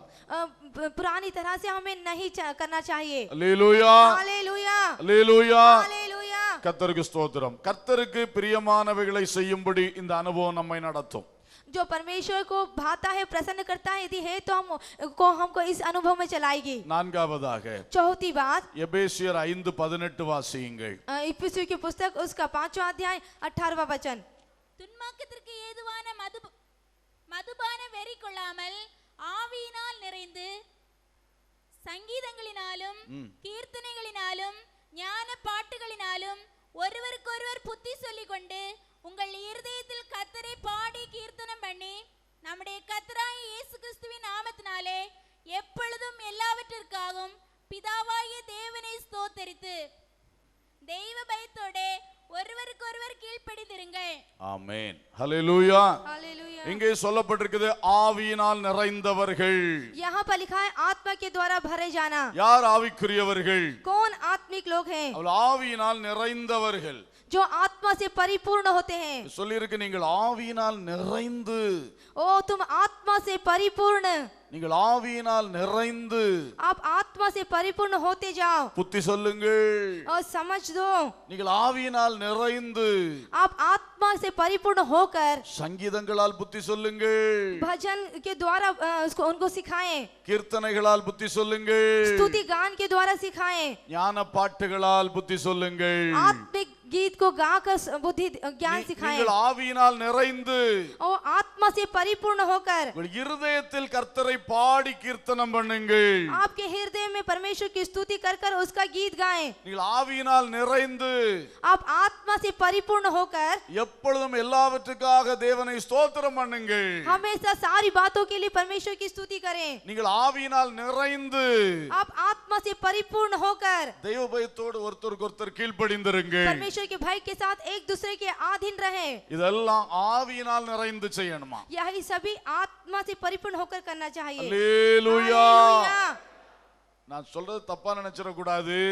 जो मैं कहना चाह रही हूँ उसके आप गलत ना समझें। இன்னைக்கு நம்ம ஆட்கள் நிறைய பேர் ஆவியினால் நிறைந்து செய்யற ஒரே ஒரு காரியம் इन दिनों हम देखते हैं कि हमारे जो लोग हैं वो आत्मा के से परिपूर्ण होकर करने वाला काम கொஞ்சம் உடம்பு அசைத்து கொஞ்சம் அந்நிய பாஷை பேசுறது. थोड़ा सा शरीर को हिलाकर अन्य भाषा बोलना, இதோட முடிஞ்சு போச்சு ஆவியில் நிறைந்தது. और यही हो गया आत्मा से भरपूर होना। ஆனால் ஆவியினால் நிறைந்து என்ன செய்யணும்னு அழகா சொல்லி இருக்கு. लेकिन यहाँ पर सुंदर रीति से लिखा है कि आत्मा से परिपूर्ण होकर क्या करना चाहिए। ஆவியினால் நிறைந்த அடுத்த ஆளுக்கு புத்தி சொல்லு. जो आत्मा से परिपूर्ण होकर अगले व्यक्ति को बुद्धि दे। ஒரு பாட்டு பாடினா அந்த பாட்டுல புத்தி சொல்லுதல் வரும். और यदि आपको एक गीत गाना है तो उसमें भी एक समझ होगी। சங்கீதம் கீர்த்தனை ஞான பாட்டு. जब भजन करना, स्तुति करना और आत्मिक गीत। சிலர் யோசிக்கிறார்கள் कुछ एक विचार कर रहे हैं இங்க ஆவிக்குரிய ஆராதனை கீதம் மட்டும்தானே இருக்குது. ये आत्मिक आराधना के लिए तो है, சங்கீதம் ஞான பாட்டு கீர்த்தனை ஒண்ணும் இங்க இல்லையே. यहाँ पर भजन और आत्मिक गीत नहीं है। இந்த ஆவிக்குரிய ஆராதனை கீதங்களிலே इस आत्मिक गीत को गाने पर சங்கீத பாட்டுகளும் இருக்கின்றன, यहाँ पर स्तुति गान भी है கீர்த்தனைகளும் இருக்கின்றன, और भजन भी है ஞான பாட்டுகளும் இருக்கின்றன. और आत्मिक गान भी है, எல்லாம் சேர்த்து ஒரே புத்தகம். और सभी एक ही पुस्तक है। இப்ப புரியுதா? आप समझ में आया? பயம் மாறி போச்சா? क्या भय दूर हुआ? அல்லேலூயா. हालेलुया। ஒவ்வொரு ஸ்தாபனங்களும் பாட்டு புக்குக்கு ஒரு பெயர் போடுவாங்க. हर एक जो संस्था है उसको गीत की किताब का एक नाम देते हैं। அப்படி ஒரு குறிப்பிட்ட ஸ்தாபனம் ஒரு பாட்டுக்கு ஞான பாட்டுன்னு ஒரு பாட்டுக்கு கீர்த்தனை புத்தகம்னு பெயர் போட்டிருக்காங்க. कुछ एक संस्थाओं ने उसके लिए आत्मिक गीत और किसी को स्तुति गान का नाम दिया है। அவ்வளவுதானே ஒழிய उनके द्वारा ही, இந்த பாட்டு புக்கில எல்லா பாட்டும் இருக்குது. लेकिन इस पुस्तक में सारे गाने हैं। நம்ம ஆவில நிரம்பி இவைகளை பாட வேண்டும். हमें आत्मा से परिपूर्ण होकर गाना चाहिए। எத்தனை பேர் ஆவில நிரம்பி பாட்டு பாடுறீங்க? कितने लोग आत्मा से भरपूर होकर गाते हैं? அல்லேலூயா சொல்லுங்க. हालेलुया कहिए। பொய் சொல்லக்கூடாது, झूठ ना कहे, பொய் சொல்லக்கூடாது. झूठ ना कहे। ஆவில நிரம்பி பாட்டு பாடுறவங்க மட்டும் அல்லேலூயா சொல்லுங்க. जो आत्मा से गाते हैं वो लोग हाथ उठाइए। கொஞ்சம் பேருடைய கை போயிருச்சு பாருங்க. ஆவில நிரம்பி பாட்டு பாடணும். देखिए आत्मिक रीत से गीत गाएं। முதல்ல பாட்டு நேரத்துல வர்றதே கிடையாது. और ये पहली बात है कि आप उस गीत की आराधना में नहीं आते। அடுத்த வாரத்துல வந்து கரெக்டா வாங்க. आते हुए सप्ते से आप सही வந்து समय पर ஆவில நிரம்பி பாடுங்கள். आकर आत्मा से गाइए। இது மட்டும் இல்ல, यही काफी नहीं, வீட்டிலே பாட வேண்டும். आप अपने घरों में भी गाना चाहिए। ஒவ்வொரு சந்தர்ப்பங்கள்ல பாட வேண்டும். हर एक घटनाओं में इसको गाना चाहिए। நம்ம அடிக்கடி ஆவில நிரம்பி பாடுகிற பழக்கம் இருந்தால் इसे यदि हम बार बार आत्मा में होकर गाने गाए तो குடும்ப ஜெபங்களில் இங்குள்ள சபையின் காரியங்கள் எல்லாத்துலயும் அந்த பாடுகிற அனுபவத்துல உங்களை ஈடுபடுத்திக் கொள்ளுங்கள். आप अपने पारिवारिक प्रार्थना में और सभा में भी इसमें आप शामिल होंगे। அப்ப அடிக்கடி அந்த பாட்டு உங்க சிந்தனையில வந்துட்டே இருக்கும். इस स्थिति में जो गीत हैं आपके विचारों में आते रहेंगे। ஒருவேளை எழுதப்பட்டிருக்கிறது போல கரெக்டா நமக்கு மனப்பாடமா தெரியாவிட்டாலும் பாட்டுல சில வார்த்தைகள் வரும். यदि जैसा लिखा है वैसे आपको याद ना आए, लेकिन कुछ एक बातें आपको याद आएगी। இது ஒரு நல்ல அனுபவம். यह एक अच्छा अनुभव है। ஒரு சோர்வா இருக்கும்போது திடீர்னு ஒரு பாட்டுக்கு வார்த்தை ஞாபகத்துக்கு जब हम निराश होते हैं, उदास होते हैं, अचानक एक गीत आपको याद आता है, உடனே அதை பாடணும். तुरंत उसे गाना चाहिए। அத கவனம் செலுத்தணும் அந்த வார்த்தை. उस जो बातें हैं उन पर ध्यान देना चाहिए। அப்படி ஆவியானவரோடு இணைந்து அதை பாடணும். इस तरह से आत्मा से मिलकर हमें गाना அந்த चाहिए। பாட்டுடைய ஒரு வார்த்தையே நம்ம சோர்வை மாற்றி நம்மை உயிர்ப்பிக்கும். जो गीत का एक बात भी आपके जीवन की निराशा को दूर करेगा। இதே போல इसी तरह இன்னொரு ஆளுக்கு ஒரு கஷ்டமா இருக்கும் பொழுது यदि एक व्यक्ति को कोई दुख हो तो அவங்கள போய் நம்ம சந்திக்க போறோம். उन्हें हम जब मिलते हैं அந்த நேரத்துல ஆண்டவர் நமக்குள்ள ஒரு பாட்டு தர்றார். उस समय में परमेश्वर हमारे को एक गीत देता है।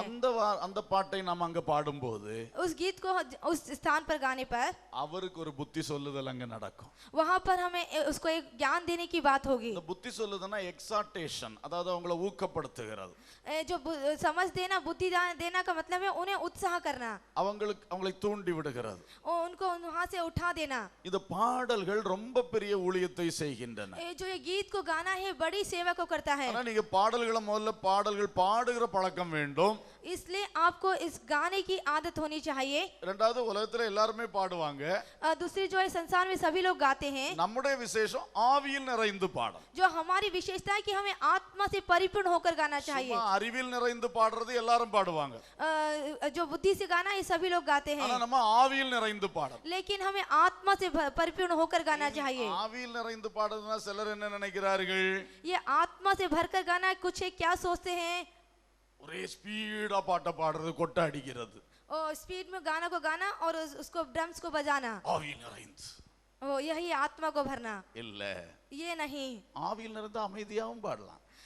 आत्मा से भरे हैं तो आप शांति से भी गा सकते हैं। ஆவியில் நிறைந்து வேகமாவும் பாடலாம். आत्मा से भरकर आप जोर से भी गा सकते हैं। அதுதான் ஆவியில் நிறைவது என்பது. उसी का मतलब है आत्मा में भर ஒரு जाना। தியானத்தோடு அமைதியா பாடுறோம் ஒரு பாட்டை, किसी ज्ञान को गीत को ध्यान से शांति के साथ गाना, அது ஆவியானவரோடு இணைந்து ஆவிக்குள்ளே பாட முடியும். वह आत्मा के साथ मिलना, आत्मा की सहायता से हम गा सकते हैं। சில வேளைகளில் வேகமாய் சத்தமாய் பாடுகிறோம். कुछ समय में हम बहुत ही तीव्रता से और ऊंची आवाज से गाते हैं। அந்த அனுபவமும் வேண்டும். वह अनुभव ही चाहिए। எல்லாம் தெரிஞ்சிருக்கணும். सभी आपको मालूम होना चाहिए। சிலருக்கு ஓடத்தான் தெரியும், நடக்க தெரியாது. कुछ एक को दौड़ना नहीं आता लेकिन चलना नहीं। சிலருக்கு நடக்கத்தான் தெரியும், ஓட தெரியாது. कुछ एक को चलना आता लेकिन दौड़ना नहीं। ரெண்டு அனுபவம் வேணும். यह दोनों अनुभव चाहिए। ஓட வேண்டிய நேரம் ஓடணும், நடக்க வேண்டிய நேரம் நடக்கணும். दौड़ने के समय में दौड़ना है और चलने के समय में चलना है। நல்லா வேகமா ஊக்கமா ஆவியில நிரம்பி பாடும் பொழுது அப்படி பாடணும். और तीव्रता से जल्दी से सभी बातों में आत्मा से भरपूर होकर। சபையார் எல்லாம் வேகமா ஆவியில நிரம்பி பாடும்போது நீங்க மட்டும் உட்கார்ந்து டொக்கு டொக்குன்னு சொல்லிக்கிட்டு இருந்தீங்கன்னா அது சரியில்லை. जब पूरी कलीसिया आत्मा से भर जाए तो आप केवल धीरे से करें तो ये सही नहीं। அதே வேளையில சில வேளை அமைதியா பாடுவோம். उसी समय में कुछ लोग शांति से गाते हैं। அது ஏதோ ஆவி இல்லாத பாட்டு அல்ல, वो आत्मा के द्वारा, அதுவும் ஆவியில நிறைந்த பாட்டு தான். वह भी आत्मा से भरा हुआ गीत நம்ம है। ஆவியானவரோடு ஒத்து நின்று பாடணும்னா அது ஆவியில நிறைந்த பாட்டு. आत्मा की सहायता से उसके साथ खड़ा ना रहना ही आत्मा से भरा हुआ गीत। அல்லேலூயா. हालेलुया। சிலருக்கு இப்படி அமைதியா பாடுனா பிடிக்காது. कुछ एक को शांति से धीरज से गाना नहीं भाता। அவங்க ஒரு பக்கம் ஸ்பீட் பண்ணிக்கிட்டே இருப்பாங்க. वो लोग अपनी स्पीड में गाते हैं। அப்படி செய்யக்கூடாது. ऐसा नहीं करना चाहिए। அமைதியா நடத்தும் பொழுது அமைதியா போகணும். सब लोग धीरज से जा रहे हैं तो हमें भी धीरज से जाना है। அல்லேலூயா. हालेलुया। மறுபடியும் கைகளை உயர்த்தி हाथों को उठाकर ஆமென். आमीन। சரி, ஆவியில் நிறைந்து பாடுங்கள். आत्मा से भरकर गाइए। அடுத்து ஆவியில் நிறைந்து உங்கள் இருதயத்தில் கர்த்தரை கீர்த்தனம் பண்ணுங்கள். दूसरी बात है आत्मा से भरपूर होकर आपके हृदय में गीत गाइए। தனிமையா இருக்கும் பொழுதெல்லாம், जब आप अकेले रहते हैं, கொஞ்சம் கேப் டைம் கிடைக்கும் பொழுதெல்லாம், जब भी आपको समय मिलता है, உள்ளத்திலே கர்த்தரை புகழ கீர்த்தனம் பண்ண ஆரம்பியுங்கள். परमेश्वर को अपने हृदय से प्रशंसा करना, उसको गीत करना आप आरंभ कीजिए। அந்த ஆவியில் நிறைகின்ற அனுபவம், वही है आत्मा से भरपूर होना का अनुभव। அந்த ஆவியில் நிறைகிற அனுபவம் அடிக்கடி வந்துச்சுன்னா உங்களுக்கு ரொம்ப பிரயோஜனமா இருக்கும். इसलिए यदि आप आत्मा से भर होना आपका अनुभव आ जाए तो यह आपको बहुत अच्छा है। அடுத்து பிதாவாகிய தேவனை ஸ்தோத்திரியுங்கள். हमेशा उस पवित्र परमेश्वर को स्तुति करें, அடிக்கடி ஸ்தோத்திரம் பண்ணுங்கள். बार बार उसकी स्तुति करें। சும்மா ஒரு அறிவிலிருந்து ஸ்தோத்திரம் அல்ல, ஆவியிலிருந்து அந்த ஸ்தோத்திரம் வரட்டும். केवल आपकी समझ के द्वारा नहीं, आत्मा के द्वारा उसकी स्तुति करें। இதெல்லாம் நீங்க செய்ய பழகுனீங்கன்னா ஆண்டவர் உங்களுக்கு தருவார். जब आप इसको करना सीखें तो परमेश्वर आपको और अधिक उसमें मजबूत करेगा। கடைசியா சொல்லி இருக்கு, ஆவியில் நிறைந்து தெய்வ பயத்தோடு ஒருவருக்கு ஒரு கீழ்ப்படிந்திருங்கள். अंत में लिखा है कि परमेश्वर के भाई के साथ एक दूसरे के अधीन रहें। அந்த கீழ்ப்படிதல் கீழ்ப்படிதல் வரணும். यहाँ पर जो आधीन रहना आज्ञाकारिता आएगी. சரி, இவர் இந்த காரியத்தை நடத்துறார், அவர் சொல்றார் நான் கீழ்ப்படிகிறேன். ठीक है, इसने इस कार्य को कहा है, मैं इसको सुनकर उसकी आज्ञा पूरी करूंगा. ஆவியிலிருந்து அந்த கீழ்ப்படிதல் இருக்கணும். उस आत्मा में वह आज्ञाकारिता आनी चाहिए. இவன் என்னத்தையோ சொல்றான், நம்ம என்னத்தையோ செய்யணும், சரி போட்டு அப்படி சொல்ல. ओ इसने ये कहा कैसा भी चलना चाहिए, जाइए, ऐसा ना सोचे.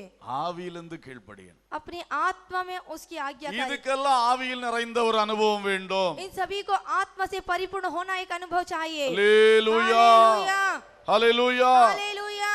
தேவ பயத்தோடு கீழ்ப்படிந்திருங்கள். परमेश्वर के भय के साथ अधीन रहें. கலாத்தியர் 6:1. गलती की पुस्तक उसका 6 अध्याय उसका पहला वचन. சகோதரரே, ஒருவன் யாதொரு குற்றத்தில் அகப்பட்டால் ஆவிக்குரியவர்களாகிய நீங்கள் சாந்தமுள்ள ஆவியோட அப்படிப்பட்டவனை சீர்பொருந்த பண்ணுங்கள். நீயும் சோதிக்கப்படாதபடிக்கு உன்னை குறித்து எச்சரிக்கையாயிரு. கர்த்தருக்கு ஸ்தோத்திரம். परमेश्वर की महिमा हो. ஒருவனுடைய குற்றத்தை திருத்தும் போது यदि हम एक की गलती को सुधारे तो அப்பொழுதும் ஆவியில் நிறைந்திருக்க வேண்டும். वहाँ पर भी हमें आत्मा से भरपूर होना चाहिए. சாந்தமுள்ள ஆவியினால் நிறைந்திருக்க வேண்டும். नम्रता की आत्मा से भरी होना चाहिए. நம்மகிட்ட அடிக்கடி வரக்கூடிய ஒரு மிஸ்டேக் இதுதான். हमें बार बार हमारे जीवन में आने वाली गलती है. ஒருவருடைய குற்றத்தை திருத்தும் போது यदि हमें एक की गलती को उसको सुधारने के நாம் लिए வைராக்கிய ஆவியினால நிரம்புகிறோம். हम अपने जलन के द्वारा भरते हैं. கோபத்தின் ஆவி, क्रोध की आत्मा, ஒரு ஆத்திரம், एक जल्दीबाजी, இது தவறு. यह गलत है. இது தேவனுடைய ஆவியின் செயல் அல்ல. यह पवित्र आत्मा की क्रिया नहीं. ஒருவருடைய குற்றத்தை திருத்தும் போது यदि आप एक की गलती को सुधारने जा रहे हैं, சாந்தமுள்ள ஆவியோடு சொல்லுங்கள். नम्रता के साथ कहे. அல்லேலூயா. हालेलुया.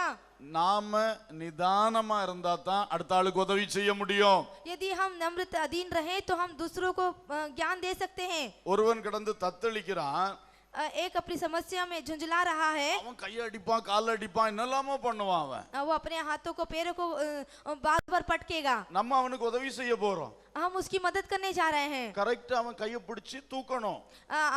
सही रीति से उसके हाथों को उठाना चाहिए. அவனே கையை காலை அடிச்சிட்டு கிடக்குறான். वही है जो हाथों और पैरों को ठोक रहा है. அப்ப நாம எவ்வளவு நிதானமா நின்னு கரெக்டா கையை பார்த்து பிடிச்சு அவனை இழுத்து தூக்கணும். हमें सही तरह से उसके हाथों को पकड़कर उसको उठाना चाहिए. இதுக்கு பதில் यहाँ ना करके அவன் ஒரு பக்கம் தாங்க கிடந்து கையை காலை அடிக்க, वो एक जगह अपने पैरों और हाथों को पटक रहा है. நம்மளும் போய் ஓய் ஓய் ஓய்ன்னு சொல்லிட்டு நின்னா கை பிடிச்சு தூக்க முடியாது. यदि हम भी उस वैसा काम करें तो यह गलत नहीं. இது மாதிரி தான் நம்ம செஞ்சிட்டு இருக்கோம். ऐसा ही हम कर रहे हैं. அவன் ஏதோ தப்பு செஞ்சிட்டு இருக்கான், ஒரு பிரச்சனைக்குள்ள ஆகிட்டு இருக்கான். उसने एक गलती कर रही है, वो एक समस्या में पड़ गया है. அவனுக்கு ஒரு நிதானமும் இருக்காது, தெளிவும் இருக்காது. उसे कोई प्रकार का संयम भी नहीं रहेगा और धीरज भी नहीं. அவனை திருத்துறதுக்கு நம்ம போறோம். उसको सुधारने के लिए हम जा रहे हैं. நம்மளும் அதை விட டென்ஷன்ல நின்னுட்டு இருந்தோம்னா उसी टेंशन में हम यदि खड़े रहे तो என்ன பிரயோஜனம் ஆகுவாங்க? वहाँ पर क्या लाभ होगा? அதான் சொல்லிருக்கு, நீ சாந்தமுள்ள ஆவியோட போ. इसलिए कहा है कि आत्मिकता नम्रता से होकर जा. அவன்கிட்ட கரெக்டா சொல்ல வேண்டியது சொல்லு. जो उसे कहना है सही रीति से அவனை कहे. திருத்தி அந்த படிகுழியிலிருந்து காப்பாற்று. उस रास्ते से उसको फिरा लेकर आया. நீயும் டென்ஷனா நின்னுகிட்டு तू ही क्रोधित होकर அவனை திருத்த முடியாது. उसको सुधार नहीं सकता. வார்த்தை நல்லாதான் ஆரம்பிப்ப, तो तेरे शब्द अच्छे ही रहेंगे, 2-3 வாக்கியம் போகும்போது பிறகு உங்களுக்கே கண்ட்ரோல் இருக்காது, என்ன பேசுறீங்க. लेकिन 2-3 बातें करने के बाद आपको ही कंट्रोल नहीं रहेगा कि आप क्या बात कर रहे हैं. அந்த ஆளை காப்பாற்ற முடியுமா? क्या आप उस व्यक्ति को बचा सकते हैं? ஒரு சிலச்சுமே ரெண்டு சேர்ந்து அங்க சண்டை தான் நடக்கும் மாறி மாறி. हो सकता है उसी परिस्थिति में दोनों को मिलाकर वहाँ पर झगड़ा ही होगा. சாந்தமுள்ள ஆவியோட அடுத்த ஆளை கரெக்ஷனுக்கு போகணும். आत्मा से नम्र होकर अगले व्यक्ति की मदद करनी चाहिए. பெற்றோர்கள் எல்லாருமே இதை கவனிக்கணும். जो माता पिता है सभी लोग इस पर ध्यान देना चाहिए. திருத்தணும்னா சாந்தமுள்ள ஆவியோட தான் செய்யணும். यदि आपको एक व्यक्ति को सुधारना है तो आपको एक नम्रता की आत्मा चाहिए. இல்லனா நல்ல நோக்கத்தோட போவோம், டேமேஜ் அதிகம் ஆயிடும். नहीं तो आप अच्छी योजना से जाएंगे, वहाँ पर गलती होगा. சாந்தமுள்ள ஆவியினால் நிறைந்திருங்கள். नम्रता की आत्मा से भरपूर होकर மற்றவர்களை திருத்தும் பொழுது அந்த ஆவியில் நிறைந்த அனுபவம் இருக்கட்டும். जब आप अगले व्यक्ति को सुधारना चाहते तो आप उस आत्मा से भरे रहना चाहिए. நம்முடைய அறிவை அனுபவத்தை மட்டும் வைத்து மற்றவர்களை திருத்த முடியாது. जो हमारी समझ है, अनुभव है, उसके द्वारा रखकर हम उस व्यक्ति को नहीं सुधार सकते. ஒரு ஆவியில் நிறைந்த அனுபவம் இருந்தால் கர்த்தர் தக்க வார்த்தைகளை தக்க நேரத்திலே தருவார். यदि हमारा जीवन आत्मा से भरपूर होगा तो उस समय हमें क्या कहना है, ठीक वचन को परमेश्वर हमें देगा. அந்த ஒரு வார்த்தை அந்த மனுஷனுடைய உள்ளத்திலே போகும்போது அவனுக்கு திருத்தம் வந்துவிடும். वह एक बात उस व्यक्ति के जीवन में जाकर उसके उसके जीवन में बदलाव को लाएगी। ஆகவே ஆவியில் நிறைந்து திருத்துங்கள். इसलिए आत्मा में होकर दूसरों की बदलाव करें। அல்லேலூயா. हालेलुया। கடைசியாக अंतिम में ஆவிக்குரியவர்கள் யார்? जो ये आत्मिक लोग हैं वो कौन है? கலாத்தியர் 6:8. गलतियों की पुस्तक उसका 6वां अध्याय 8वां वचन। தன் மாம்சத்திற்கென்று விதைக்கிறவன் மாம்சத்தினால் அழிவை அறுப்பான், ஆவிக்கென்று விதைக்கிறவன் ஆவியினாலே நித்திய ஜீவனை அறுப்பான். ஆவிக்குரியவன் யார்? आत्मिक जन कौन है? அவன் ஆவிக்கென்று விதைக்கிறவன். वह आत्मा के द्वारा बोने वाला। அல்லேலூயா. हालेलुया। நாம் ஆவிக்குரியவர்களாய் இருந்தால் यदि हम आत्मिक जन है तो நாம் ஆவிக்கென்று விதைத்துக் கொண்டே இருக்க வேண்டும். हमें आत्मा के लिए बोते रहना चाहिए। மற்றவர்கள் மாம்சத்துக்கென்று விதைக்கிறார்கள். दूसरे लोग जो शरीर के लिए बोते हैं, அவங்களுடைய அந்த எதிர்பார்ப்பு, அறுவடை பற்றின எதிர்பார்ப்பு எல்லாமே உலகத்துக்குரியது, மாம்சத்துக்குரியது. और जो भी उनका अंदाजा है, जो भी कटनी करना है, वो सभी संसारिक रीति पर। ஆனால் நம்முடைய எதிர்பார்ப்பெல்லாம் மேன்மையானவைகள், கிறிஸ்துவுக்குரியவைகள். जो हमारा जो अंदाजा है, हमारा जो नजरिया है, वो सभी मसीह का है, वो बड़ा है। அவை நாம் விதைக்கிறதெல்லாம் ஆவிக்கென்று விதைக்கிறோம். इसलिए हम भी जो भी बोते हैं वो आत्मा के लिए बोते हैं। ஆவிக்கென்று விதைக்க வேண்டும்.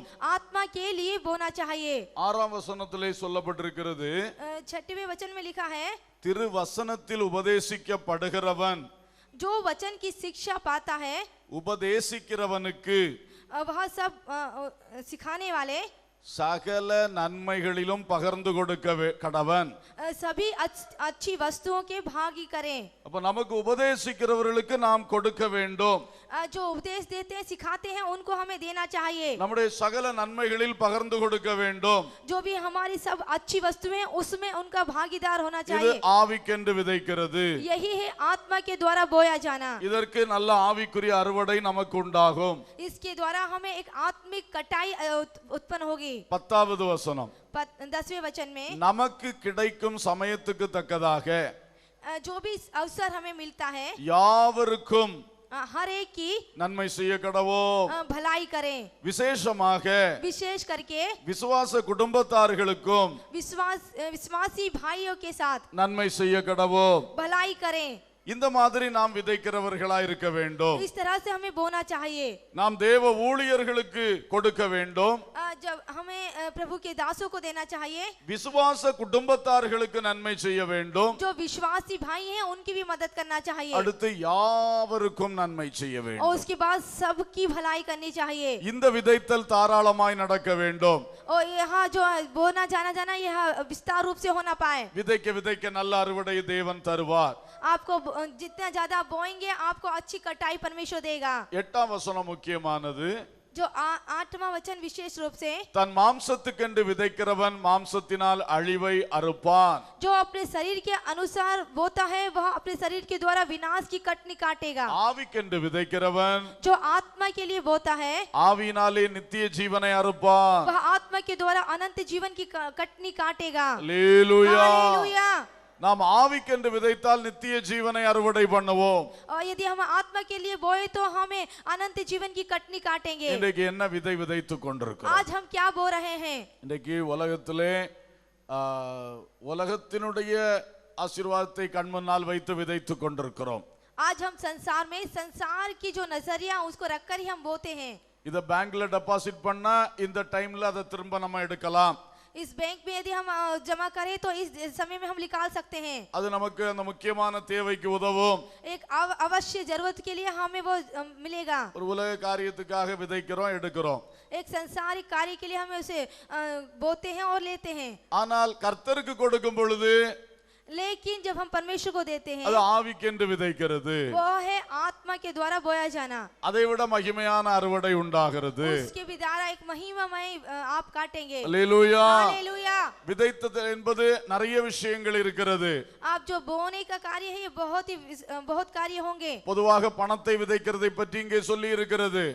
यहाँ पर आम तौर पर लिखा कि एक बीज को बोना। நன்மை செய்கிறதுன்னா பணம் பொருள் நன்மை செய்கிறது. भलाई करने का मतलब है धन के द्वारा, वस्तुओं के द्वारा भलाई करना। இன்னும் சொல்லுவேன் என்றால், यदि और मैं कहूँ तो, நீங்க ஒரு மனுஷன்ட்ட போய் பேசிட்டு இருக்கிறீங்க, आप एक व्यक्ति से बातें कर रहे हैं, உங்க பிரச்சனையை போய் விலாவரியா பேசுறீங்க. आप अपनी पूरी समस्या को उससे कह रहे हैं, அந்த மனுஷன் உங்களுக்கு என்ன செய்ய முடியும்? वह व्यक्ति आपका क्या करेगा? அதே வேளையில் நீங்கள் அந்த மனுஷன்ட்ட பேசினதுல பாதி நேரம் ஜெபம் பண்ணி இருந்தீங்கன்னா उसी समय यदि उस व्यक्ति से बातें करे बगैर आप आधे समय प्रार्थना करे तो பெரிய அற்புதங்கள் நடக்கும். वहां पर चमत्कार चलेगा. அதுதான் ஆவிக்கென்று விதைக்கிறது. वही है आत्मा के द्वारा बोया जाना. ஒருவரோடு பேசிட்டு இருக்கும் பொழுதும் வார்த்தைகளை விதைச்சிட்டு இருக்கிறோம். जब हम एक व्यक्ति से बातें कर रहे हैं तो हम बो रहे हैं. தேவனோடு பேசும் பொழுதும் வார்த்தைகளை அங்க விதைக்கிறோம். यदि हम परमेश्वर से भी बातें कर रहे हैं तो वहां पर भी हम बो रहे हैं. எது பிரயோஜனமானது? क्या प्रयोजन लाभ का है? எது நல்ல அறுவடை நமக்கு தரும்? कौन सी अच्छी कटाई हमें दे सकती है? அப்ப ஆவிக்கென்று விதையுங்கள். तो ऐसी स्थिति में हमें आत्मा के लिए बोना है. இப்படி எந்த ஒரு காரியமும் பிரயாசப்படுறதும் விதைக்கிறது தான். इस तरह से किसी भी कार्य में किसी भी परिश्रम में जो भी करते हैं हम बोने के लिए நமக்கு தெரியும் உழைத்தால் அதுக்குள்ள பிரதிபலன் உண்டு.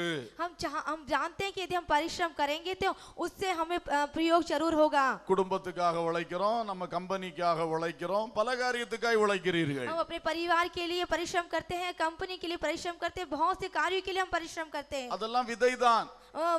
वो सब एक बोया जाना है. 30 நாள் கம்பெனிக்காக விதைக்கிற விதைகள் 31வது நாள் சம்பளமாய் பெற்றுக்கொள்ளுகிறீர்கள். आप 30 दिन उस कंपनी के लिए परिश्रम करते हैं और 31 दिन आपको उसका पारिश्रमिक प्राप्त होता है.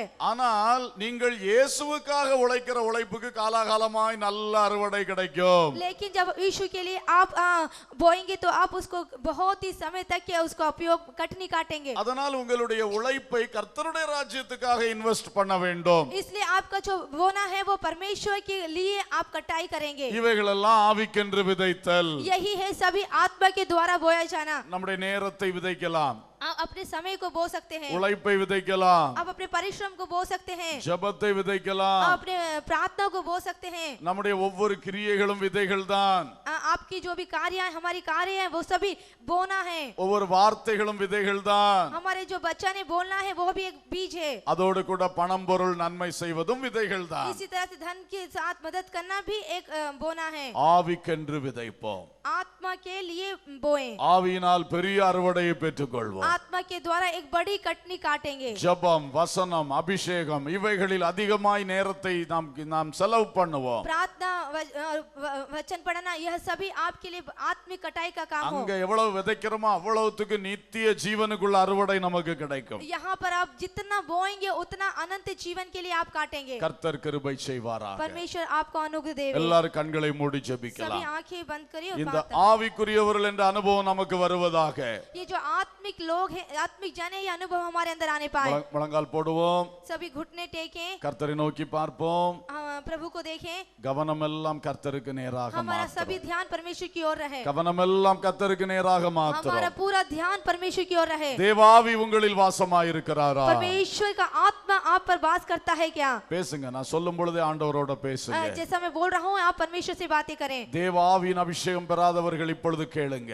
जो इन्होंने अभिषेक नहीं प्राप्त किया है वो आप परमेश्वर से मांगे. இந்த நேரத்தில் என்னை அபிஷேகிங்க इस ஆண்டவரே. समय मुझे अभिषेक दीजिए. நீங்கள் ஆவியின்படி நடக்கிறீர்களா?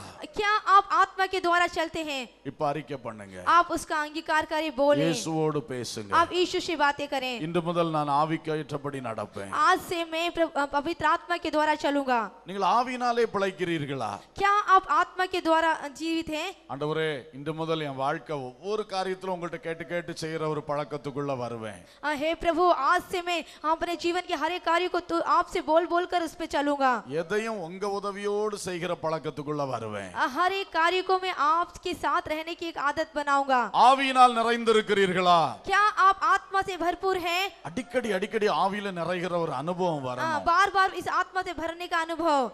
பக்கத்துல இருக்க ஆளுக்கு ஒரு வித்தியாசம் தெரியாம நீங்க ஆவியில நிரம்ப முடியும். आपके जो बाजू में है आप उसके कोई अंतर बगैर आप आत्मा में भर सकते हैं. சரீரத்துல ஒரு இது வெளிக்காட்டுதல் இல்லாம நீங்க ஆவியில நிரம்ப முடியும். आपके शरीर से कोई ऐसी क्रिया ना करते हुए भी आप आत्मा में भर सकते हैं. அந்த அனுபவத்தை அடிக்கடி நீங்க பிராக்டிஸ் பண்ணுங்க. उस अनुभव को अपनी प्रैक्टिस में लेकर आइए. நான் பாட்டு பாடினாலும் ஆவிக்குள்ளாகி பாடணும். जो भी आप गीत गाते हैं वो आत्मा में गाना चाहिए. வசன வாசித்தா ஆவிக்குள்ளாகி வாசிக்கணும். जो भी वचन पढ़ते हैं उसको भी आत्मा में पढ़ना चाहिए. ஆவியானவரோடு இணைந்து செய்கிறது தான் அந்த ஆவியில் நிரம்பின அனுபவம். जो आत्मा के साथ रहकर करना है वो आत्मा के साथ मिल जाना है। ஆசையோடு கேளுங்க, அதை பெற்றுக்கொள்வீங்க. आप बड़ी आशा और लगन के साथ करें, आप प्राप्त कर लेंगे। இதெல்லாம் நான் பிராக்டிஸ் பண்ண எனக்கு உதவி செய்யுங்கப்பான்னு கேளுங்க. हे पिताजी, इस सभी को मांगने के लिए मेरी मदद कीजिए। நாம் மெய்யாய் ஆவிக்குரியவர்களாய் செயல்பட தொடங்குவோம். और सच्ची में हम आत्मिक जन बन जाएं। அப்போ இந்த ஆவி உலகத்துல வரக்கூடிய எல்லா எதிர்ப்புகளும் உடைக்கப்பட்டு போகும். इस तरह से आत्मा के विरोध में आने वाले सारे विरोध को हम सामना कर पाएंगे। பெரிய ஜெய ஜீவியம் செய்ய முடியும். एक बड़ा जय का जीवन हम जिएंगे। ஆவிக்கென்று விதையுங்கள். आत्मा के लिए बोइए। நான் இந்த உலகத்துக்காக விதைக்கிறவன் அல்ல. मैं संसार के लिए बोने वाला नहीं, நான் ஆவிக்கென்று விதைக்கிறேன். मैं आत्मा के लिए बोना चाहता हूँ। ஹல்லேலூயா, हालेलुया, ஹல்லேலூயா. हालेलुया। எல்லாரும் கரங்களை தட்டி ஆவியில் நிரம்பி ஜெபிக்க போகிறோம். இந்த வேளையில் அபிஷேகம் பெறாதவர்கள் கர்த்தரை நோக்கி பாருங்கள். கர்த்தர் உங்களை அபிஷேகிக்கிற நேரம். ஹல்லேலூயா. எல்லாரும் ஆவியில் நிறைந்து கைத்தட்டுகளுக்கு மேலாக அந்நிய பாஷை சத்தம் வரட்டும், ஸ்தோத்திர சத்தம் வரட்டும். ஆமென். ஹல்லேலூயா, ஹல்லேலூயா, ஹல்லேலூயா, ஹல்லேலூயா, ஹல்லேலூயா. Praise the lord, praise the lord, praise the lord. அபிஷேகம் பெற்றுக்கொள்ளாத யார் இந்த கூட்டத்தில் இருந்தாலும் இந்த வேளையில் கேளுங்கள். கர்த்தர் உங்களை அபிஷேகிப்பார். பரிசுத்த ஆவியானவரே, வாஞ்சையோடு இருக்கிற பிள்ளைகளை இப்பொழுது நிரப்பும், இப்பொழுது நிரப்பும். உமது பரிசுத்த ஆவியின் அபிஷேகத்தால், உமது அந்நிய பாஷையின் வரத்தினால், இன்னும் ஆவியின் வரங்களால் ஒவ்வொருவரை நிரப்பும், நிரப்பும், நிரப்பும். ஷகலபர் அதுரபலபா ஷந்துனமா ஓலபாபாபாபா ஷிகலபௌரியந்தமனமா ஷலபௌரியந்தலா. தேவனுடைய வல்லமை ஒவ்வொருவரை நிரப்புவதாக. பரிசுத்த ஆவியானவர் ஒவ்வொருவருக்குள் கடந்து வருவீராக. இன்று முதல் ஆவிக்குரியவர்களாய் ஜீவிக்கும்படியாய் கிருபை ஊற்றுவீராக, கிருபை ஊற்றுவீராக, கிருபை ஊற்றுவீராக.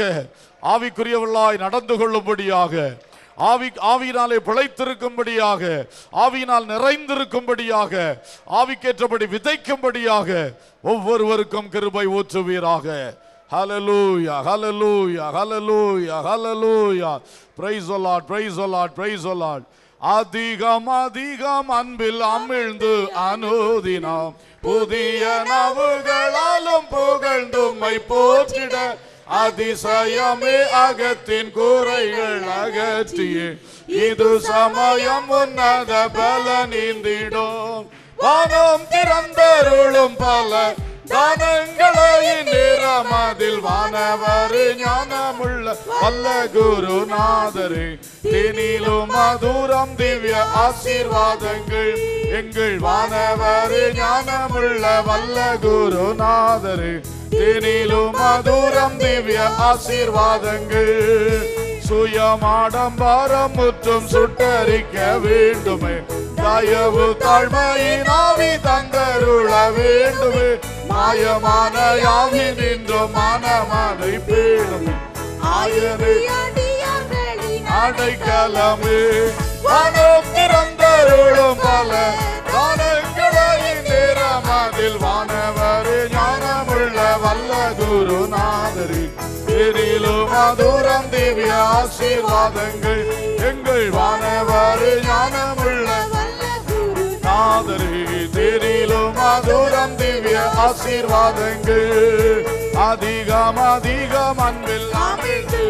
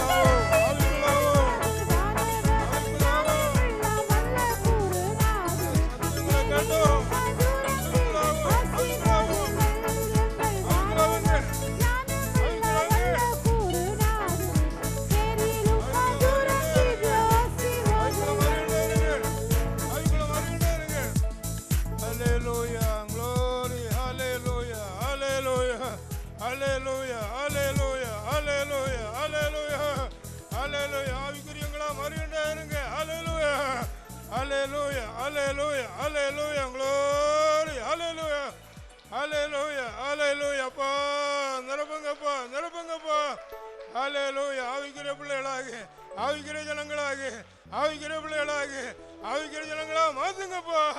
அல்லேலூயா, அல்லேலூயா, அல்லேலூயா, அல்லேலூயா, அல்லேலூயா. Glory, glory, glory. அல்லேலூயா. அப்பா நிரப்புங்க, நிரப்புங்க, நிரப்புங்க ஆண்டவரே. அல்லேலூயா அல்லேலூயா அல்லேலூயா அல்லேலூயா அல்லேலூயா.